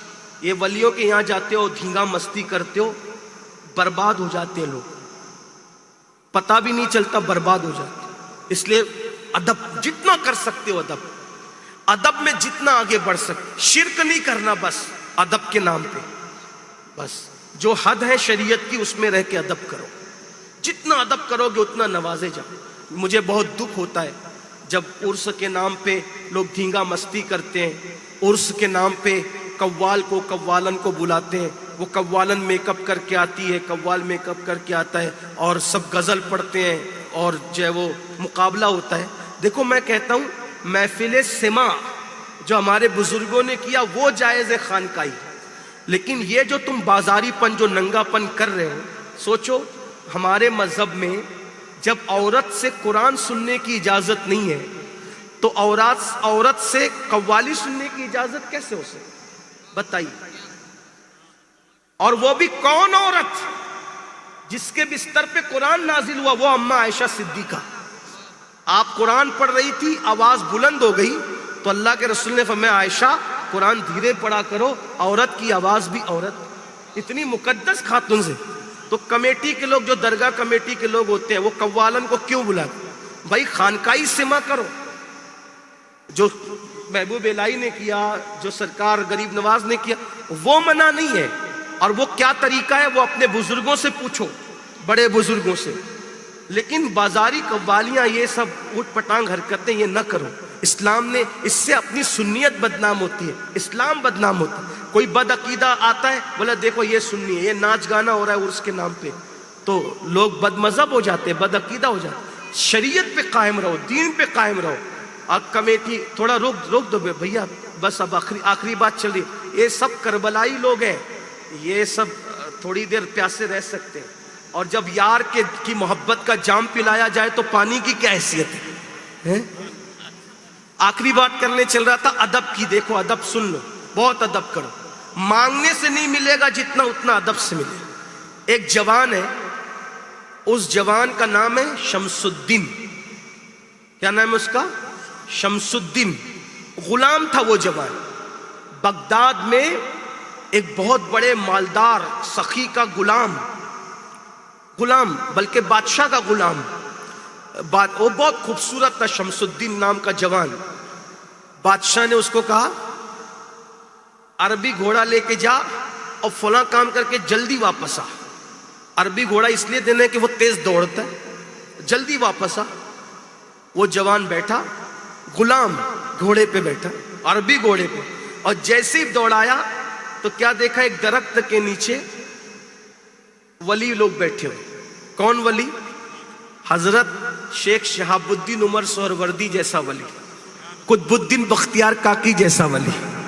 یہ ولی بیٹھ کے باتیں کر رہے ہیں، بابا قطب اور شیخ شہاب الدین عمر سہروردی، اور بھی حضرت سرکار نجم الدین کبریٰ کا نام بھی کچھ لوگوں نے لکھا. 3 ولی بیٹھے. اب وہ شمس الدین تھا غلام، جوان لڑکا تھا، عربی گھوڑے پہ جا رہا تھا. جیسے ہی دیکھا ولی لوگ بیٹھے ہوئے، فرمایا، دل میں خیال آیا ولی لوگ نیچے بیٹھے ہو اور میں گھوڑے پہ بیٹھ کے دندناتا چلا جاؤں. گھوڑے سے اتر گیا اور لگام پکڑ لی، اور لگام پکڑ کے جو اولیاء اللہ جو درخت کے نیچے اٹھے ہوئے بیٹھے تھے ان کو جھک کے سلام کیا، السلام علیکم، اے میرے سرکارو آپ لوگوں پہ سلام. اور پھر گھوڑے کی لگام لے کے گیا. کسی نے کہا یہ گھوڑے کے ساتھ پیدل کیوں چل رہا ہے؟ پھر کچھ دور جا کر کے گھوڑے پہ بیٹھا، اور کسی نے کہا یہ اللہ والوں کے ادب میں اترا ہے نیچے. تو بابا قطب کی زبان سے نکلا وہ دلی کا بادشاہ جا رہا ہے. مانگا نہیں اس نے، کچھ مانگا نہیں، کیا کہا؟ وہ دلی کا بادشاہ جا. تو کچھ لوگ ہوتے ہیں نا چائے سے زیادہ پیالیاں اگر دیکھا، سرکار آپ کو دیکھنے میں غلطی ہو رہی ہے، وہ کوئی بادشاہ اچھا نہیں ہے، وہ بادشاہ کا غلام ہے، میں جانتا ہوں، اس کا نام شمس الدین ہے وہ لڑکا. فرمایا ہماری زبان سے جو نکل جاتا ہے وہ نکل جاتا ہے، یہ اس وقت تک مرے گا نہیں جب تک کہ یہ دلی کا بادشاہ نہیں بن جاتا. اور فرمایا ہماری دعا، اس نے ہمارا ادب کیا ہے، اللہ اس کے سر پہ دلی کا تاج سجائے گا. اور چند ہی دن گزرے تھے کہ اللہ تعالیٰ نے شمس الدین التمش کو دلی کا بادشاہ بنا دیا. اور اتفاق سے پھر شمس الدین التمش ہندوستان کا بادشاہ بننے کے بعد مرید ہوا تو بابا قطب کا ہی مرید ہوا. آپ کی دعا سے ہی ملا تھا، مرید ہوا. اور کیا وہ پاکیزہ شخصیت کا مالک تھا. بابا قطب نے وصال سے پہلے وصیت کی تھی کہ میری نماز جنازہ وہی پڑھائے گا جس نے کسی اجنبی نامحرم عورت کو نہ دیکھا ہو. ہائے دیکھیے ادب کیا چیز ہے، تقوی کیا چیز ہے، پرہیزگاری کیا. میری نماز جنازہ کون پڑھائے گا؟ جس نے کسی نامحرم اجنبی عورت کو کبھی قصدن نہیں دیکھا ہو. دوسری شرط اس کی کبھی تہجد نہ چھوٹی ہو. تیسری شرط اس کی کبھی تکبیر اولیٰ نہیں چھوٹی ہو. چوتھی شرط اس نے کبھی سنت غیر موقعہ بھی نہیں چھوڑا ہو. وہی جنازہ پڑھائے گا. سرکار کا وصال ہو گیا، بابا قطب صاحب کا وصال کے بعد کوئی آگے نہیں بڑھا، کسی کی ہمت نہیں تھی. تو دلی کا بادشاہ آیا آگے اور روتے ہوئے کفن ہٹا کے کہا سرکار آپ نے تو پردہ کر لیا اور مجھے بے پردہ کر دیا. آپ نے پردہ کیا اور مجھے بے پردہ کر دیا. اگر آپ نہ بتاتے تو یہ راز زندگی بھر کسی کو پتہ نہ چلتا. جیسے ہی مصلی پہ کھڑے ہوئے لوگوں نے بازو پکڑے کہا شمس الدین بادشاہ ضرور ہو، پیر کی وصیت کے خلاف کرنے نہیں دیں گے. روتے ہوئے کہتے ہیں الحمدللہ جو 4 شرطیں پیر نے لگائی تھی وہ چاروں شرطیں میرے اندر موجود ہیں. بادشاہ اس دور کے مسلمان لوگ بادشاہ بننے کے بعد بھی اتنے متقی ہوتے تھے. آج تھوڑا سا مال آتا ہے تو چربی چڑھتی ہے، حرام کام کرتے ہیں، عورتوں سے ناجائز تعلقات، پھر کہتے ہیں ہمیں ترقی کیوں نہیں ملتی. ارے وہ بادشاہ بن کے بھی اتنے پرہیزگار تھے، یہاں تو مزدور ہونے کے بعد بھی کیا کیا کر رہے ہو دیکھو. اسی لیے اللہ تعالیٰ نے یہ حالات پیدا کیے. ان اللہ لا یغیر ما بقوم حتی یغیر ما بانفسہم. اللہ کسی قوم سے اس وقت تک نعمت نہیں چھینتا جب تک کہ وہ قوم خود ایسے حالات پیدا نہ کرے. اللہ ہم سب کو ولیوں کے ادب کی توفیق عطا فرمائے، ہماری نسلوں کو باادب بنائے. السلام علیکم ورحمۃ اللہ.